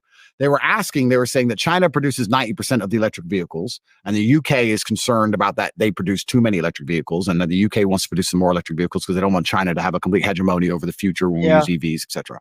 Yeah. And the Chinese member, and they were talking about competition between the two countries. So how do you feel about UK trying to compete with you in the electric vehicle market? And the member of the Chinese government said, we see the UK as a country that was historically important that we'd like to have good relations with. But when it comes to population, when it comes to production capacity, when it comes to safety on the streets, when it comes to educational performance, when it comes to the ability to project force, the UK cannot compete with China in any regard. Correct. They're historically believe it's still World War II, but effectively they're a small island far away who we'd like to have good relations with, but we do not see as a competitor or a threat in any regard ever. Right. He just nailed it. Like, who the are the UK? That's pretty much what Putin said, by the way, too. It's like, this is behind. The system is old. Yeah. Who cares? Yeah. That's right. Completely right. So in the West, they said, what are fish and chips? Where even is England? Where is the UK? We think, the West is the center of the world, but truthfully, we're not the center of very much at all. There's a lot of countries in the world that don't see us as important as we see ourselves, and we don't have a population as large as most of the rest of the world. We don't have the natural resources. We don't have the capability to produce anything. And we're now entering a dynamic where our men, because it's going to be our people against other people, right? Especially in the bipolar world, our men and their pussyfooted approach to life are going to be pitted against men who are prepared to fight and die for real. Yep. And we're going to see how that all works out. I guess the idea of the Western elites is that they can just continue to use the dollar to subjugate these nations, and that they can use AI and machines. I mean, for right now, just launch a world war out of nowhere. Yeah. You can reset everything by bombing and exploding and then stealing people's resources. Or having better technology. We think, we don't need real men in the army because we've got better tech, et cetera, et cetera. I mean, we'll see how that all works out. But I think the next 100 years are going to be very interesting when we see that.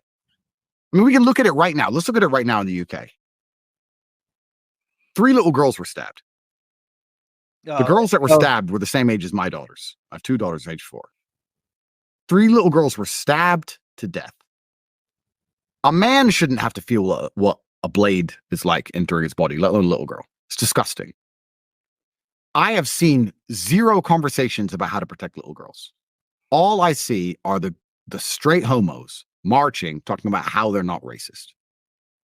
What the are you even doing? Right. Have you lost complete context of the situation? Every single conversation should be about how to protect children. Right. And there should be nothing off limits. We shouldn't be afraid to discuss the fact that if people come from X country, they commit violent crime at a 300% higher rate than if they come from other countries. Because everyone talks about the UK being racist. It's probably one of the least racist places on the planet. You want to see racism? Go anywhere else. Japan, fucking Africa. Bro, yes, bro. That's why when like black folks specifically, and I'm talking about this because I'm black, African American, but that's why when black folks specifically talk about racism in America, I understand. I get it. It's an issue. But where you gonna go? They don't want your black ass in Africa. They don't want you there. And they not racist in Africa. I've been to Kenya, but they separate in terms of in terms of tribes. So there's separation everywhere. Everywhere got their version of racism. It ain't better anywhere. Where you gonna go? China, where during COVID they were literally kicking African immigrants out of their hotel rooms because they said that Africa was the reason for COVID. Like, where you gonna go? Like, really, the Western world, in my opinion, in comparison to what I've seen in the other countries I've been to, and I've been to 12 different countries. I used to play for the USA Rugby Sevens team. Shout out to the women's team who just got bronze at the Olympics. Naya and y'all know who y'all are. Y'all know I know y'all. But they'd separate, but from different rules. It's just that's just what it is. The whole world is racist. Trust me. And I think that honestly, in my opinion, from traveling the world and being in different countries, I think that it is not as bad as it is here as it is in a lot of other places. I will say that, and that's just my honest opinion from what I've seen and experienced. They're racist in Africa. They're racist in the Arab world. Everyone's racist. We're the least racist place.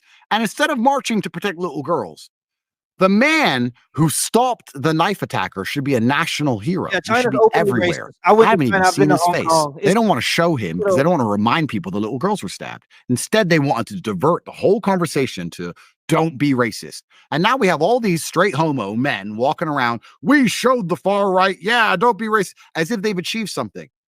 You've forgotten the argument completely. When the knife-wielding attacker is near you, you're going to piss your pants and run. And now you're walking around saying, don't be racist. Now, I agree with don't be racist. But if you are asinine and stupid enough to believe that if you're going to allow thousands of people into your border unchecked, that some of those people are not bad people, you're an idiot. Mm-hmm. Yeah. And I wouldn't even say that you're too stupid to conceptualize that. I'd say they're too cowardly to admit it because they're too scared to be racist. So now they're too scared to admit that by refusing to refute that idea, they're letting bad people in. They're going to say, no, all 1 million we let in are all good. They're all doctors. Well, yeah. Well, if you can't solve an issue, which it seems like our government is incapable of, if you can't solve an issue, just stop people from talking about it. And a good way to stop people from talking about important issues is just by slandering them, slandering their character, attacking their character, outcasting them from the tribe by attacking their character. So because our government can't seem to goddamn do anything, and this seems to be a worldwide problem. They just gonna try to stop you from talking about it. Why wouldn't they? They got all the buttons, all the technology where everybody conversate. They could just get you out of there. They could just take you off. All physicists. You don't have to be racist to understand it's not about skin color. If people come from a war zone, they've seen trauma. And they're not going to be particularly balanced all of the time. I would argue if a child sees their parents blown to smithereens, they're not going to grow into a pretty balanced, happy, normal, sane individual. They're coming from the worst places on the planet. Well, that's part of it too. Is like, people don't be racist, don't be this. I'm definitely a bigot. Like, I mean, I tell people this all the time. I'm like, that's street smarts, right? Yep. Predicting what I can garner from just looking at you, the pattern vibes you're giving, yep. the vibes you're giving. What can I understand about what I'm under? I don't trust you. I don't like the way. Yeah, somebody said, look at the Canadian trucker showed how you can shut the government down. Yeah, and then they lost their bank accounts, and that's exactly what I'm talking about.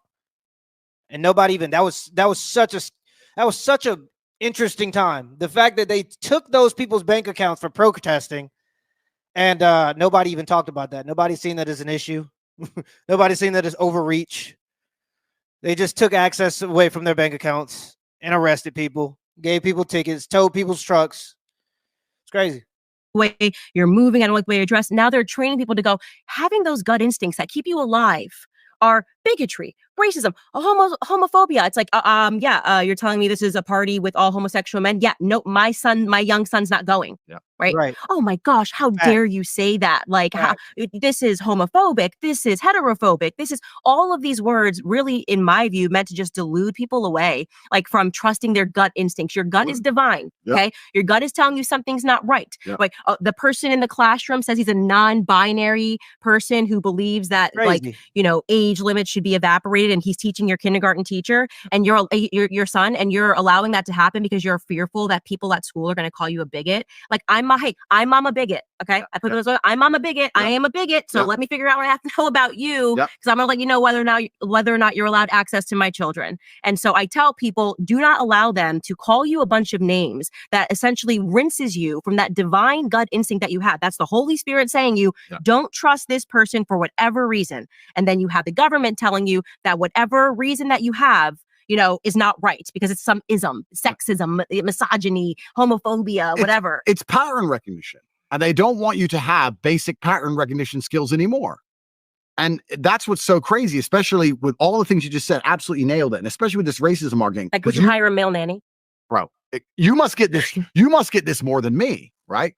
Because I'm mixed, half black, half white. You're black, right? So they must say, why are you racist? Why have you turned on your own race, etc.? It's not even really truly about race. Like, in jail, I saw people lose their minds, right? I saw people in jail lose their minds, and I saw that they weren't the same anymore. I didn't want to be around those people. I would avoid them as much as possible. I hate the idea of them now being loose in society. That's just jail. In a European nation, okay, it's the worst jails in Europe, Eastern Europe. It's bad. But, we're now talking about war-torn countries, which we've blown up. We have bombed. Right. And people are seeing their families destroyed. People are seeing children headless on the street. You're telling me these people are now sane and they can just come here and get a job and pay their taxes? Is that what we're going to pretend we believe? Otherwise, we're deemed to be racist. It's not about the color of their skin. It's about all the things they've been through. And I don't want them in the society. But now, like I said, 3 little girls are stabbed to death. And people are marching around pretending that we need more of these people. In fact, they're so desperate to virtue signal. It's not just, okay, they're fine. It's actually, we want more. Look, I'll prove to you how unracist I am. Let in more people from the third world. Which I'm fine with. They just need to go live with the people that blew up the third world. Yeah. Go stay at Hillary Clinton's house. Go stay at Tony Blair's house. Go stay with the families that made money blowing up, Libya and getting rid of Gaddafi. I'm totally cool with that. The people who wanted that war and supported it, you open your homes to the people who are dealing with that trauma of what you did, that, flood them out of their nations and stuff. Like, we've created the issues. Yeah. And then you're telling people that never wanted the wars in the first place that they're the ones that have to invite these people that are dealing and hating the Western world into our homes. It's a nonsense. Well, exactly. And that's globalism. Go to Israel. Well, exactly. Well, that's it. They love war. Go to Israel. Yeah, that's right. Well, that's globalism in a nutshell, right? Because globalism is effectively people who are detached from the common man's issues, making problems, profiting from it, and then all of the mess gets dumped on the common man. Yeah. That's what basically happens every single time with every single thing they do. Yeah. And It's really interesting because the argument, when feminism talks about men throughout history objectifying women, and I'm like, or subjecting women, and I'm like, well, you know, most guys didn't have any privileges either.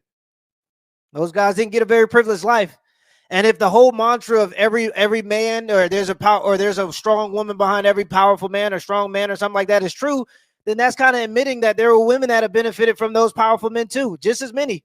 There were probably more women that benefited from the men in power than there were men that benefited from the men in power, honestly speaking, because those men had multiple women and they all benefited to some degree from that power. But they want to sell the idea that men were just having a blast, lollygagging, beating on their wives throughout all of history. And it's like, men didn't have any power either. So who are you talking about had all this power? And the common guy is just the guy that gets the shit for it. He just eats the shit. Like, it's just the common man, the common tax-paying man, the guy that goes to work, not so he can objectify his family or subject his family to abuse, but so he can make sure that his wife is taken care of. Throughout history, he was the one beating his wife, and then you got to eat crap as the common man. That's always what it is. You mean it's typically, oh, they want a better life and, you know, they need a better life. I understand they want a better life. I'm not blaming them. But letting them in your country because they want a better life is like letting someone in your house because they want a better TV. It's not theirs, right? You can't just let everyone in. Especially what's most crazy is what you let some in and not others, or you let everyone in. Is everyone going to just abandon the planet and just move to the West and it's just going to function somehow? Is that how we see these things? But I guess the two things we're talking here is very interesting because the most primitive, I would guess, and that's perhaps the wrong word, the most essential female biological impulse is reproduction. The most basic thing a woman should want to do is have children. And the most primitive male biological function is protection. Like you just said about your son, he wants his sword. We have women who don't want to have kids, and we have men who don't want to protect society. The fact that men are not marching in England right now saying we must protect all our schools and protect little girls, as opposed to just advocating to allow in a bunch of military-age males who can beat the shit out of them, is really incredible. It's truly incredible. It's amazing they've managed to psyop men to give up all of their protective instincts. And then they've psyoped women into not want to have children anymore. And they've replaced these with some warped version of something else. I mean, I guess it's the first time I'm saying this. I guess I'm just analyzing on the fly, but I guess these men marching in these anti-racism riots, I guess it's satisfying their protective instinct because they feel like they're protecting the immigrants, maybe. I don't know. And they're afraid to protect their own people because they don't want to be deemed racist and they can't defend their opinion. But it's really interesting when you say straight homos because you nailed it. They're like, you meet men and they're like, oh yeah, and they're supposed to have a wife. They're all just gay. Yeah, they're all gay. Yeah, at the end of the day, you can't do anything, and I could beat you up. That's why I'm like, you know, hey, I'm sorry to tell you this, that your father's a straight homo. You know what I mean? Like, I know that he is straight sexually, but also he's a homo. Yeah. And in that 90 sense of like, there's nothing he can do here, and he knows that. Yeah. And so I do also want to, in closing, commend you on something which was so crazy. So there was this person who was doing like a bunch of digital content. I thought his content was amazing, got into touch. I mean, figured out this is like a young school kid, like basically essentially like 20 years old, like just turned 20 years old. And I'm like, dude, you're a hustler. Right. Like, where did you learn how to do all of this stuff? Like, I'm going to hire you. I'm like, what school did you go to? Harvard, Columbia, Hustler University. I said, excuse me, what's Hustler? I went to Andrew Tate's school and I learned how to do all of these. I mean, this kid is going to make a killing. I mean, I'm telling you, he's going to make an absolute killing. It's like around the clock, work. Yeah. Comes from the wrong side of the tracks. I figure out, hired him. One of the greatest hires that I've had, like unbelievably. And so that really, to me, also signals a lot because I talk about what is so wrong with the education system. And then you learn that these kids, this is why they hate you, these kids who just want a freaking opportunity, who will work around the clock, who just want to be able to feed their families someday, who come from the wrong side of the tracks, are jumping into, I genuinely don't even know what Hustler University is, but I know that kid is 10 times more effective than people that are coming out of with college degrees right now as Right. looking for somebody. And that's why I always promote like trades for boys, especially because it allows for them to create their own opportunities. And then you don't have to rely on a system that you hate and that hates you in order to get opportunities. And then you can think for yourself. And then the more you do it, the better you get at it, the more you get paid for it. Then you can scale it and start your own business because you have the skill and it's something that can't be taken from you. Like all the white collar jobs, I mean, once your company fires you, you could maybe go get another job, but that's only if another company wants to hire you. When you have a trade, you can find your own opportunities. You create yourself, and you just have a skill that nobody can take from you. That's so valuable. Having something that nobody can take from you, your brain, your mind, your ability to do things, use your hands, being productive. We need more of these people, because even the neighborhood that I used to live in, like it was dudes like, you know, you talk about these guys, and it was guys that, you know, they didn't have their life all together. It was a crackhead, but he could fix the single mom down the street. He could fix her car for the cheap. You just gave him a pack of beer and some cigarettes or something, and he gonna fix the car for you. He ain't good for shit else, but that and smoking crack.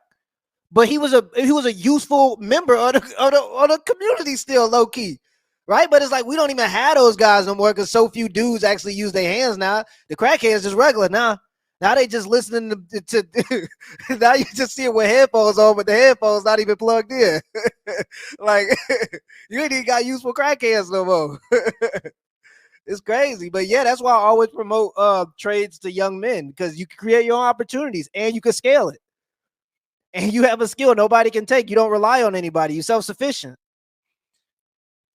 It's a hustler, like literally is a hustler. Yeah. And so I want to commend you on whatever it is that you built that created this young kid who's going to absolutely crush it. And that should really signal to people that there is something so corrupt and wrong that the majority of these kids who graduate with their $100,000 degrees are going to make $35K and live a life in debt and to eventually become a slave while they laugh at people who follow Andrew Tate and go to Hustler University because they're going to take over these kids. No, and that means a lot to me. And actually, I've been told by various people in large positions of power, that's also one of the reasons why I was so heavily attacked, because I'm going to war against the educational system. Because the educational system, as you just highlighted, is $100,000 for a degree. It takes 4 years. It takes up all of your time. You're in massive debt. And the fact that the loans are linked only to the education shows it's a scam in and of itself. You can't get that loan for anything else. You can only get it for the education because they don't want that loan to be out in the fair market. Starting a business. Yeah. Somebody said crackheads are good for drawing attention.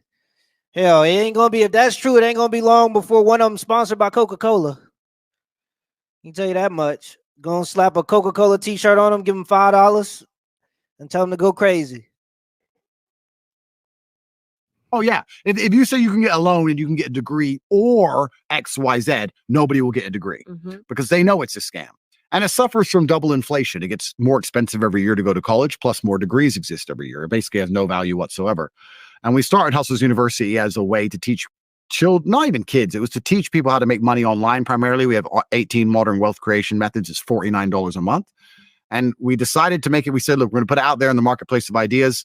You don't need to get a loan to come here. You can spend your $49 on pizza, or you can spend it on this. We're competing with the entire world, and we're very large. I actually want to model it now because people have been saying to me, like, you should do like a seminar and stuff. And I'm like, actually, you're so right. Like, I wish I had not been a fool and taken out $100,000. I paid it back. Yeah.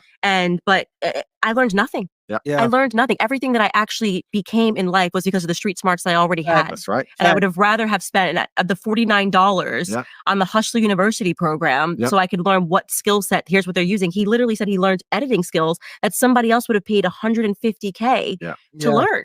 Yeah, it was always interesting to me being in college because I've always found that even when I was in college, and I knew this, even when I was there, that it's going to be more important the connections that you make in college than it is actually what you study and what your major is in. By far more important who you meet in college than it is what you learn in college, for sure. Absolutely. And I thought it was weird because I was taking all these goddamn business courses, but when I was in college, I was selling like watches. They were Rolex replicas, and I would sell them to like businessmen. Like I could go to car lots and just empty out, just sell a bunch of watches. I get them for about $100 in New York from a guy. He shipped them to me, and I'd sell them for about $400 where I was going to school at to different people. That they knew that they were replicas, but that's what I would do. And it was just very interesting because I'd be taking all these business courses, but nobody in the business courses knew how to run a business. Like not even the bare minimum, which is fine because we're all learning, but they didn't really give you any applicable skills to learning business. And it's really about people. I thought that in that class, I'm like, it should be in this class course that you're going to go online, you're going to find a product, and you're going to find a way to sell it. That seems like it would be applicable to real life, actually teaching people how to sell, the skill of selling, the art of business. But it wasn't that. It was just you sit in class and take a bunch of notes, and then people just go, you go die. You get a degree and then you go die. They get you for 40 grand and then you just go die. It just made no sense to me. And so I was in there with these taking these classes with people when I actually kind of have a business, not like a full established business, but I'm trying to learn here. And you got these people in here paying 12 grand and they're not really learning anything about business. And I knew because I actually had a business technically, well, a service, like I would sell them. If they had any issues, people could send them back to me. I'll repair them and send them back. So I would consider it some degree of business. And that's partially how I paid my way through college. That's not calling the kettle black. That's calling the kettle.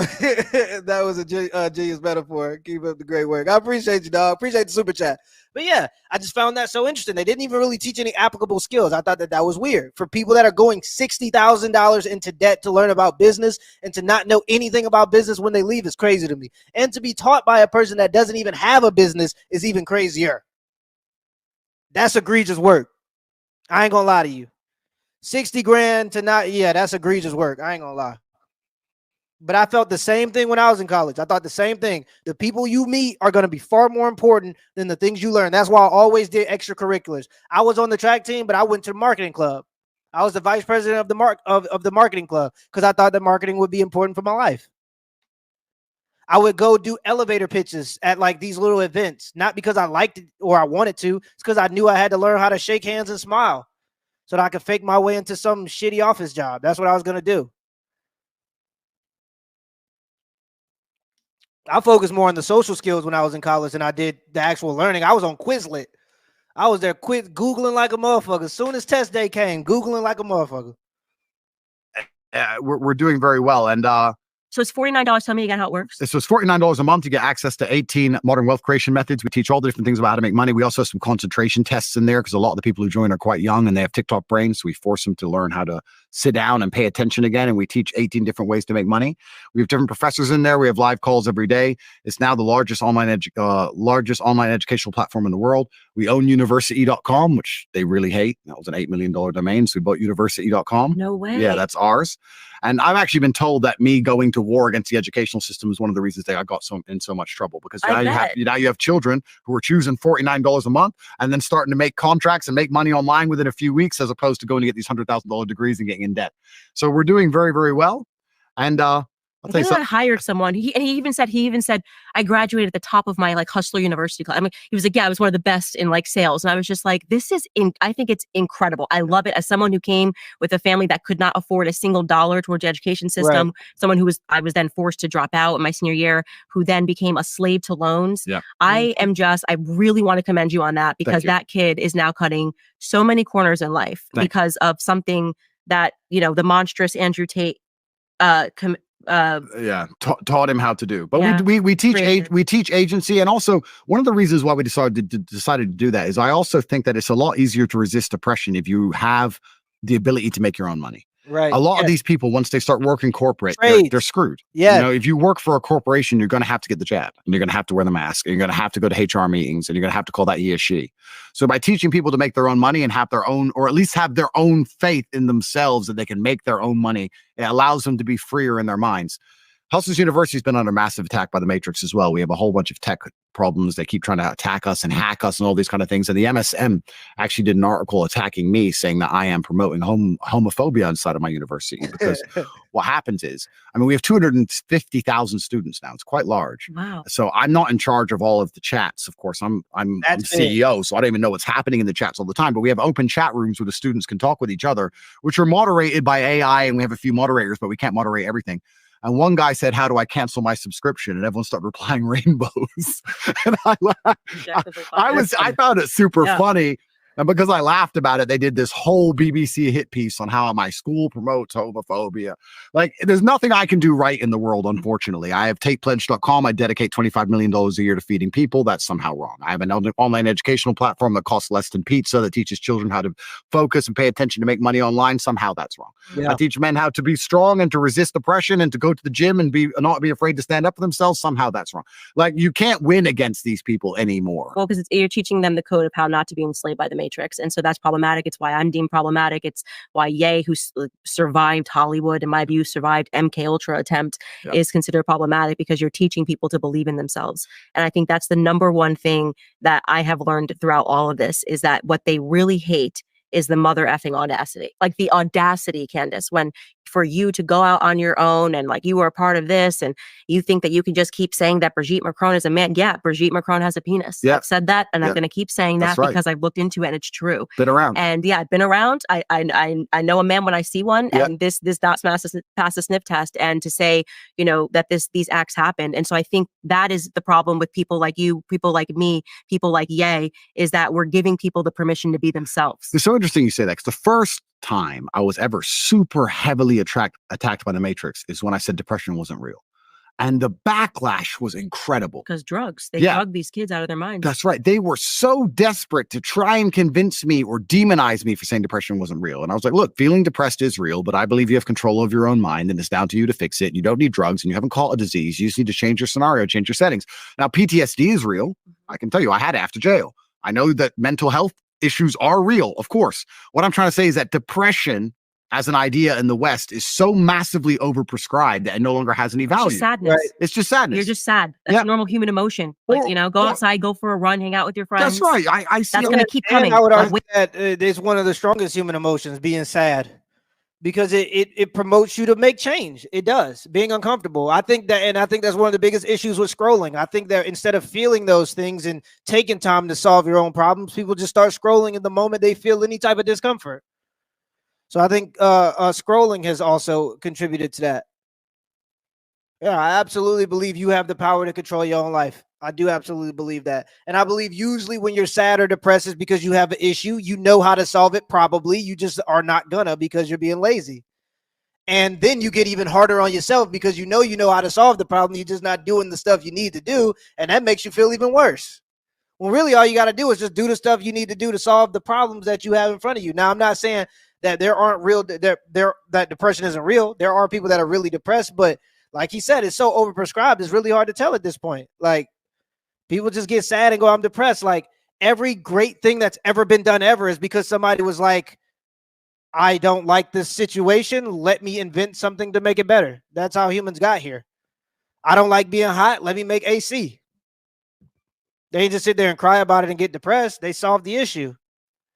Waves of sadness. We're all sad. We get sad sometimes. Completely. I see it all the time. I see men to me, oh, I'm depressed. I look at them and say, I'd be depressed too if I was you. You're a loser. Like, of course you're depressed. Your life's because you're a loser, because you've achieved nothing. So it's not a disease. You've got work to do. That's the bottom line of it. We've overprescribed it to the point where it has no point at all. I'm sure 1% of depressed people might have something wrong with them, of course, fine. But if you're going to say everybody has depression, I don't even know what the statistics are, but I read something very scary about the amount of people in America that are on some kind of psychotropic They start them young. They'll be like, oh, you have anxiety. Is it like 20% or 30% of people or something? It has to be more. It has to be more. Genuinely, like, everybody is on these drugs, and they know long-term that these drugs eventually make you crazy because you're playing with the chemistry of your brain. You should never do that. See, I apply this to my current circumstance. I apply this to my current problem because the way you always attack men to try and damage your influence is sexual crimes, right? So I'm applying this to my own case. 3 different countries, they've called over 2,000 women who I've ever known in my life. And they managed to find these 2 idiots, and you've done a breakdown of the case, which I super appreciate. And they haven't found anyone else, thankfully. But if 30% of the people they're calling are on mind-altering drugs, that's scary to me. Yes, I'm thinking, wait, as a full-grown man, if you ever get famous and you ever talk against the Matrix and you ever have any kind of money and influence, because your ability to speak freely is directly correlated with your insignificance. You can only talk freely when nobody listens. If people listen to you and you talk freely, you soon realize that there really isn't that much freedom of speech, because they will come for you and they will try and wreck you with everything they can. Right. It reminds me of a point on freedom, which I want to talk about quickly. But now we're saying that this percentage of the population are on drugs. I always found this interesting when they say, we've been through his past, we found these people. What percentage of the population are autistic? What percentage of the population are mentally ill? And then what percentage of the population are on mind-altering drugs or depressed of some kind or anxious or whatever they're on? And then we're going to say and find someone from 11 years ago and say their eyewitness testimony without any other proof is golden. It's just so crazy. It's Blasey Ford 20 years ago. Yeah, it's scary to me. It's actually very scary. The point I wanted to make on freedom is very interesting because you've experienced how the Matrix tries very hard to shut you up, and they try to intimidate you. They try and ruin your life and intimidate you. That's effectively what they try and do. And it takes a particularly stubborn type of person. I am. I'm a Taurus. I'm just like, I'm ready. I'm built different. I'm built different. I love being a thorn in their side much more than whatever they can do to me. Yeah. It's like, I'm in jail. I'm like, yeah, but I'll piss them off. Yeah. Yes. And they hate how happy we are too. Oh, completely. And they're like, this shouldn't be the results. They're miserable. We've done the studies. Yeah. And once we do these psychological attacks and we psychologically terrorize them and their family, they should be fatigued and broken. That's right. And then we just emerge and we're like, hey. Still standing. They can't stand it. But another one of my theories about the LGBT whole thing and the reason that they're marching in the street is, of course, they're trying to get everybody's children. But I also believe that it's part of propping up the false guise of freedom, right? Because what the West has built itself on is a very thin culture, and it's built itself on the idea that everybody can get rich. Nothing unifies us. If you look at here in Romania, even in this country, everyone has the same language, they have the same religion, they all watch the same TV shows growing up, right? They have the same folk stories, they do the same thing at Christmas. Everyone has a similarity amongst them. So even if they disagree politically, there's a lot that unifies the people, which is why it's a safe society. Remember when we went to... And that's one of the reasons why religion is important. And in this book, Sex and Culture, you'll find that too. And it's not one religion, it's just religions in society in general. It's because it gives everybody a moral code. And so right now, because everybody creates their own morality, because there's no like universal religion that people follow, the rise of atheism. And even if there is a universal religion that people claim to follow, they don't actually follow any of the doctrines of it. So it makes it really difficult for normal people to trust each other. So in society, people have to trust each other for us to be able to coexist and be willing to go to bat for each other and allow my kids to go to your kid's house and for us to have social unity. And so people are becoming more distant because they don't even trust each other. But that's one of the importances of religion in a society. And it doesn't have to necessarily be Christianity or Islam or Buddhism, but it gives everybody a moral structure to get behind. And so even though I don't agree with your politics, I know you love God. And so you will operate your life this way, essentially, according to the rules that the religion has set for our society. To school when we were young, you'd go and you'd talk about the TV show from the night before that everybody watched. Everybody. And now we don't have that anymore, right? So the only thing that unifies people in the West, because there's nothing that unifies us. We don't agree on the flag. We don't agree on religion. We don't not the same skin color. We don't speak the same language. There's nothing that unifies us except this idea that we can become rich. Go to the West, get rich, be nice to people. Get a boat. But now everyone's realizing you're not going to get rich. Yeah. And this is where the problems are coming because they're realizing the American dream's a sham. Yeah. It's a lie. So we have this very thin culture. And we say these other countries, well, they have thicker cultures. Their cultures aren't thin, and a thick culture is good for the cohesion of society. But they're not free, and we're free. And then I sit and think, well, if you speak against authority in the West, they teach you a lesson, so you're not actually free. So how do they prop up this false idea of freedom? What they do is they put the freaks to the front. So what they do is they push the freaks to the front. So they say, look, this person chopped their off. We're free. In other countries, you can't chop your off. It's like, okay, that's fine. Right. But I am not free to do anything important, like speak against power, like speak against AIPAC. You're free to hurt yourself. You're free to do dumb. You're not free to actually talk about anything important ever. And I feel like one of the reasons why they're promoting all this degeneracy is to try and keep this bullshit idea of freedom alive. Because if they took that away, you'd wake up and realize, oh, okay, this is actually no different than most of the world. And I'm not going to attack only the West for this. You can't talk against Putin and Russia, and you can't talk against Islam and Saudi, and you can't talk against the king of Laos. I'm sure you're going to pay a price. That's how the world actually is. We're the only ones who are lying about it. And people don't saying, no, you can't talk. You can. We're free. We're free. We're free. The truth is, you can't talk against authority at all. And to try and distract everyone and keep this bull dream of freedom alive, they're going to push freaks to the front, which is why I think that the freaks are getting more and more outlandish, because people are starting to realize that the freedom isn't real, and they're starting to feel the cage and close. So as people are starting to sit there and realize, wait, maybe I don't live in a free country. Maybe my government is owned. Maybe they are all homosexual pedophiles. Maybe I am paying too much taxes just to blow up children. Maybe nobody has my interests at heart. Maybe my elections aren't real. Maybe my children are being brainwashed. Maybe my streets are unsafe because they refuse to police them properly. Maybe all these drugs could be stopped. Maybe, wait. He's chopped his off. There's a man in a dress. It's free. Freedom. And I really think you could never have a man wear a dress in Putin's Russia. That's right. I think I want to go there. That sounds like, I don't want men wearing dresses. And that's the most crazy thing about it, is that trying to show this freedom, they're actually showing to anybody with a brain things we don't even want to see. Right? You can take that away. That's fine. Let's take that away. Another thing about talking against government, because I was talking to somebody about this, and they said, okay, Yeah, well, then why are you saying America's so bad? When Trump says, like, it just makes you look weaker, too. And when you're the world superpower, it's not good to look weak. And when Trump says the rest of the world doesn't respect us, that's absolutely true. Absolutely true. Nowhere in the world do they respect us anymore. That's a fact. And that's just from my travels again. And when I go to Kenya, they have questions for me. I'm like, what is your government? They ask, what is your government? Because they pay attention to our politics. They're like, what is your government doing? Like, why is all this stuff? I don't even have answers. We look weak. To them, they're like, what's going on over there? We don't want to be nothing like y'all. We're not even promoting a cool culture anymore. Like, we don't even promote a cool culture anymore. The thing that we used to be able to do was at least sell a cigar in a car. You could be the cool guy with the cigar in a car. You don't, like, that's not even the thing anymore. Nobody want that. The world that the U.S. is promoting. No other country wants that. What's up, my boy? KB LaFleur. Appreciate you. What's up, my boy? Bringing that old PMP. Yeah, man, a little bit. Let's go ahead and get this one done. It's 8 minutes left of this interview. I'll probably give a few comments at the end. I got a few things to say, and then I might do another stream tomorrow. We'll see what happens. And you can't talk against government anywhere else. And I said, well, the reason for that is because if you're in Russia, you know who your boss is, right? I don't personally disagree with Putin, so I wouldn't want to talk against Putin. But if you live in Russia and you do want to talk against power, you know who you're talking against. Our biggest problem here in the West is that we don't even truly, really know who we're talking against. Yeah, I know that the LGBT homo mafia are in charge somewhere, which I know that's clear because they can in the Senate building and nothing happens. So that's obvious. But it's like, who? And we're spending all our time going down rabbit holes of Israel or Big Farm or military industrial complex or Globo Homo, or you're like, who is even in charge of this mess? Davos, WEF. That's the thing that's most scary to me. It's not the fact that we can't speak against power, because you can't in a lot of places. It's that we're not even allowed to know who the powerful are, because then they're accountable. It's all just theories. If they were to say it's this person, this person, and this person, those people would be in a lot of trouble very quickly. Right. So they've removed their attachment to anything. So there's not even any accountability anymore in the West. That's what's truly scary. I'm just asking, I would like to know who's in charge here. I'd like to just wake up and say, you walk into a restaurant and everything's manager. Why is there cockroaches? What's going on? I'd like to just go, who's the manager of the West now? Who's actually in charge of any of this mess anymore?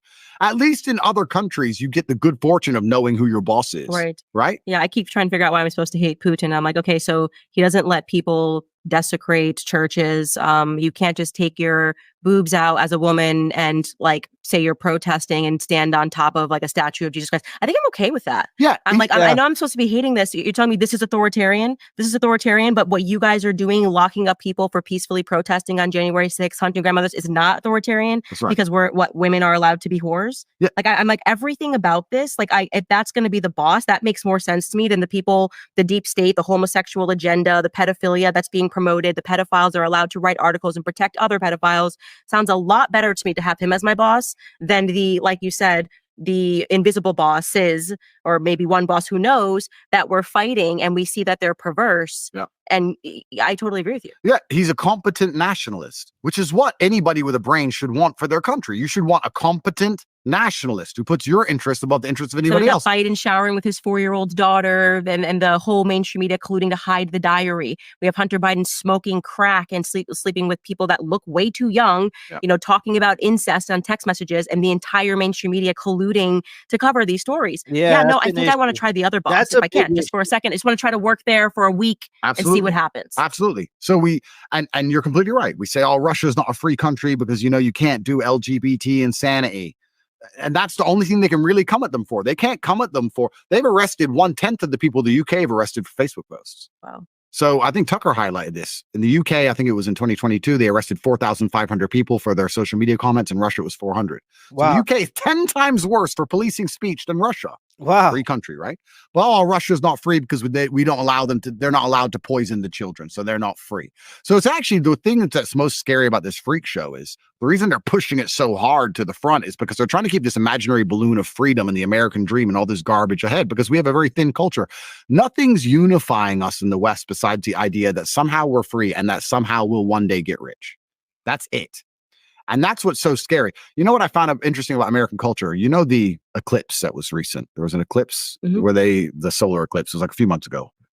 Can't remember. It was going through a few states. And I was reading on Twitter, they were talking about how the eclipse is coming and you need to be careful because it's going to be dark for 2 minutes and beware of crime and all this shit. And I sat there thinking, American culture is so thin that if it gets dark in the middle of the day for 2 minutes, there's going to be crime. People are going to rob cars. Is that how close we are to apocalypse? That's right. Is it that bad? Like, even we talk about Ukraine-Russia war, even though I agree with Putin, I think he's completely justified. The Ukrainians and the Ukrainian government, who I have distaste for, but the Ukrainian people, they're still in lines buying food. Yeah. It's war. They're in a line with money buying food during war. America, it'd be looting. It would be fires. It would be free for all within 2 minutes. We are on the absolute precipice of societal breakdown all of the time. And the only thing that's keeping it together is everyone sitting around going, don't worry, you'll be rich one day, you'll be rich one day, while the political class just rape the tax base for as long as they can before they disappear into the sunset. How long until this all goes wrong? I mean, it's an interesting thing to observe from afar. It's super interesting. Yeah, I think about it every day. I tell people I have an apocalyptic mindset. I've learned to grow vegetables. Yep. My husband hunts, he fishes. We're going to be good in the middle of the forest and we're going to survive. And you better think deeply about who you would want. I say this all the time, in your tribe. And you're going to realize that it all comes down to basic survival skills. Yep. Can you hunt? Can you shoot? Can you fight? Absolutely. Can you grow food? Yep. Can you take after the children? And the majority of Westerners are ill-equipped for those things. They're like, well, I can receive the New York Times and read it and comprehend what they're telling me to believe, and that's going to be problematic. And so in conclusion, I would like you to speak to the straight homos, because the straight homos, they need some guidance, you know? They need some guidance. They do. They think they hate you, but deep down they know that there's something that you're saying that really what they hate is what was inside of themselves. There's like a cowardice within them that they hate, and so they have to attack you. And so we're going to get free advice. You don't even have to sign up for Hush University. You don't even have to buy a Candace cup. You're going to get free advice, all you straight homos out there, from Andrew Tate, and you can just implement this into your life. Andrew Tate, take it away. Sure.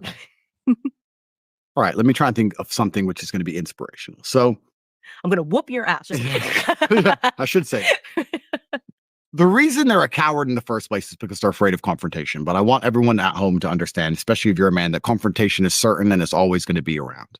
Right. If you're a king, there's never been a point in human history where you were a king with an empire where people were not trying to take your empire from you. Right. And if you're not a king with an empire, then you're a pawn in somebody else's empire and you're going to have your head chopped off for some reason anyway. Confrontation is certain. If you try to avoid confrontation, you're going to end up in confrontation with yourself. Right. The reason these straight homos are so desperately sick. Right. The worst thing you can do if you're getting bullied is to never fight back.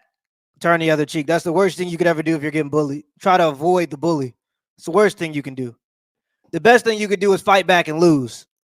Well, not lose. You want to win, but if you fight back, best thing you can do is fight back. Because even if you lose, you'll get the respect of the bully, and he probably won't want to bully you no more. Because everybody like an easy meal. Once they find out they got to fight for it every day, they don't want it no more. So he going to find somebody else to bully real quick. I 100% agree with Andrew here. Avoiding conflict. Even like when I used to play rugby, going into a tackle. If you're being passive on the tackle, and I was a smaller dude, as y'all can imagine, a lot of rugby players are massive. A lot of European guys, Argentinians, big dudes. If you go into that tackle, especially me as a smaller guy, and I'm not fully committed to making that tackle and understanding that this is a part of the game, part of the sport, then you're going to get ran over, especially me as a smaller guy. You got to charge into the conflict anytime in a fight. If you try to be the passive one, you're going to get beat up. I 100% agree. You can't avoid conflict. You got to learn how to get comfortable with it and deal with it. That's all you can do. Sad. The reason they have ADHD and anxiety and depression, the reason they're sitting at home, even if they don't admit to these ailments, wondering why they're so unhappy all the time, is because you're fighting an internal battle. Your monologue is different in your mind from what your spirit truly wants. You want to be respected. You want to be strong. You want to stand up for what you know is right. You want to be a man, and you're just too afraid to engage the enemy. So you're going to self-destruct. You're going to turn on yourself. Yeah. There's a fire inside of you. There's a fire inside of absolutely every man, and you can either direct it at your enemy and do your very best to destroy him, or it's going to burn inside of you and eat you alive. You have to make a choice. Yep. The cowardice that you feel that prevents you from engaging the enemy is the biggest betrayal, because now you're just engaging yourself. The battle's certain either way. So I strongly recommend you find who the enemy is and direct your efforts towards their destruction, as opposed to sitting there allowing yourself to self-immolate. think it's actually very sage advice. There is a fire in all of the men, and it has to be directed in the right way. Well, Andrew, it has been a pleasure having you. This conversation is going to be so banned, so demonetized. Sorry. Yeah, I don't care. I literally don't care. I just, like I said, don't care about different. And shout out to Andrew. Yeah, I'm 100% demonetized. This video is not gonna see the light of day. 100%. They would talk about the jab, and I wasn't even referring to it as the jab. My chat has been wanting me to. Jess again. My chat has been wanting me to go to whatever podcast. Have you guys ever asked PMP to go talk some truth? I think I got invited to the whatever podcast early on, and I just didn't take it because I really, bro, I ain't gonna lie to you. It's not really beneficial at all for your channel. Sometimes I hardly even want to make content on this channel. So going all the way to California to talk to some hoes is just not. We got hoes here in Dallas. I can talk to some hoes in Dallas if I want to talk to OnlyFans girls, you know. It's somebody's job. It's just not mine. And I'm married. I don't want to be in environments with promiscuous, you know, I just don't even want to be in them situations. Yeah. So, yeah, I think I was invited early on, but I just didn't go just because. But, I mean, I guess I'm not 100% opposed to it, but I don't know. I don't know. MTR? No, I speak to MTR all the time. He's one of the boys. Cool dude. Real cool. Just spoke to him a couple days ago, actually. Smart man. Some would say it's smart. Some people would just say, you know, you're not being as what's the word for it? As ambitious as you could be. But yeah, I could probably be a little bit more ambitious, but I don't want to stumble into being famous. Like that's just a path I don't want to go down. Can you please make another live debate? For sure. I debate somebody live. I debate. But I don't know what topic I debate. You should do it for the one time. Yeah, I debate. Ain't no issue. Oh yeah, appreciate y'all today too, man. We had like 600 people watching the live stream. So I appreciate y'all for coming in, stopping by to see your boy after then I tried to go live like 3 or 4 times yesterday and they kept pulling me off the live. They didn't want to see me shine. YouTube, why y'all out here hating, bro? Yeah, they didn't want to see me shine.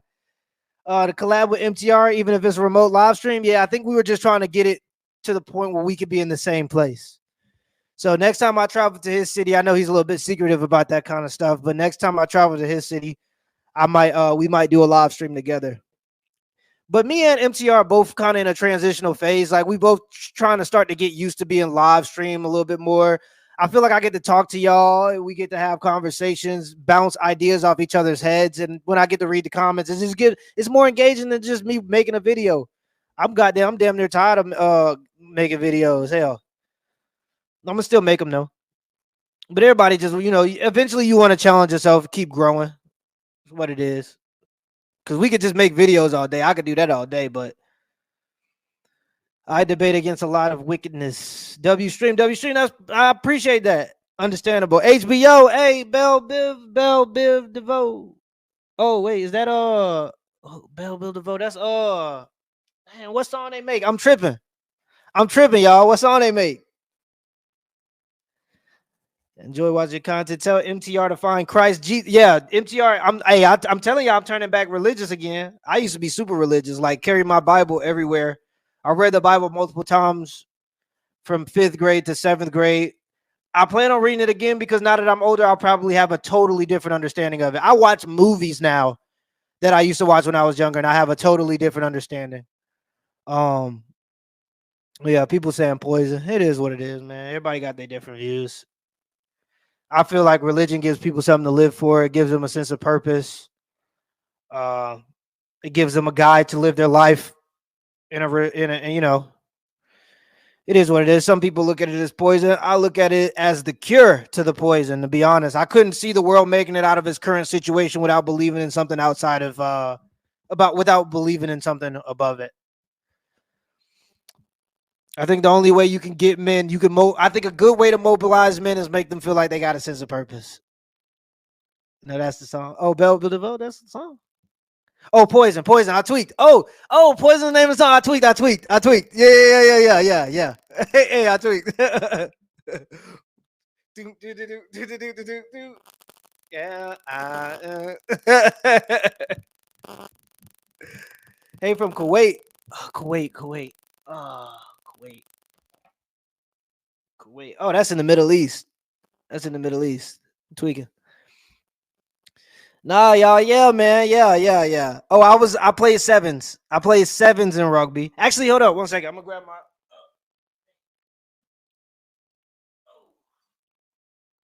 This is my bronze right here from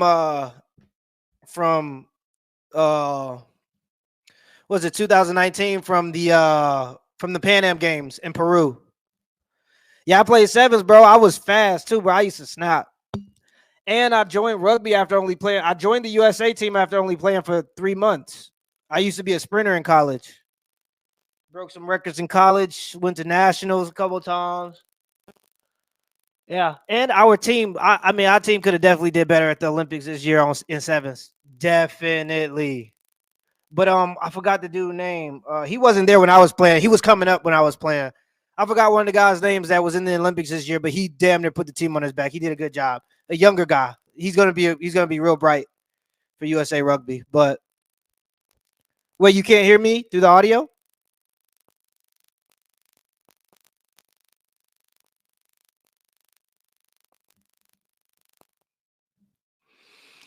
You do a video on respectable car makes, models as an actual grown man, not for hype. Get the cheapest thing that can get you from point A to point B without you having to worry about your wife being cold being broke down on the side of the road. That would be my advice for any type of car. If you can't afford reliable, or if you can't afford reliable, get fixable.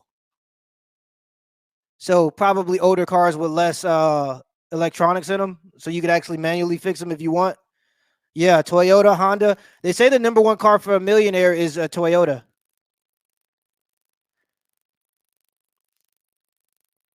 Now, I appreciate y'all the super chats, man. This is all love, man. Live stream, y'all going crazy. The chat was nice, but I am probably about to get off. It is 8 o'clock. I'm about to go beat my meat. No, it's joking, just joking. Comedy. But all right, y'all. Let me get the HBO special. That's the Help a Brother Out special. Hit the like and the subscribe button. Dang, I almost forgot how to say it. Hold on. I'm so used to doing videos. Hold on. Let me get this. Okay, hold on. Y'all let me know. Yeah. Here we go. I'll tweak.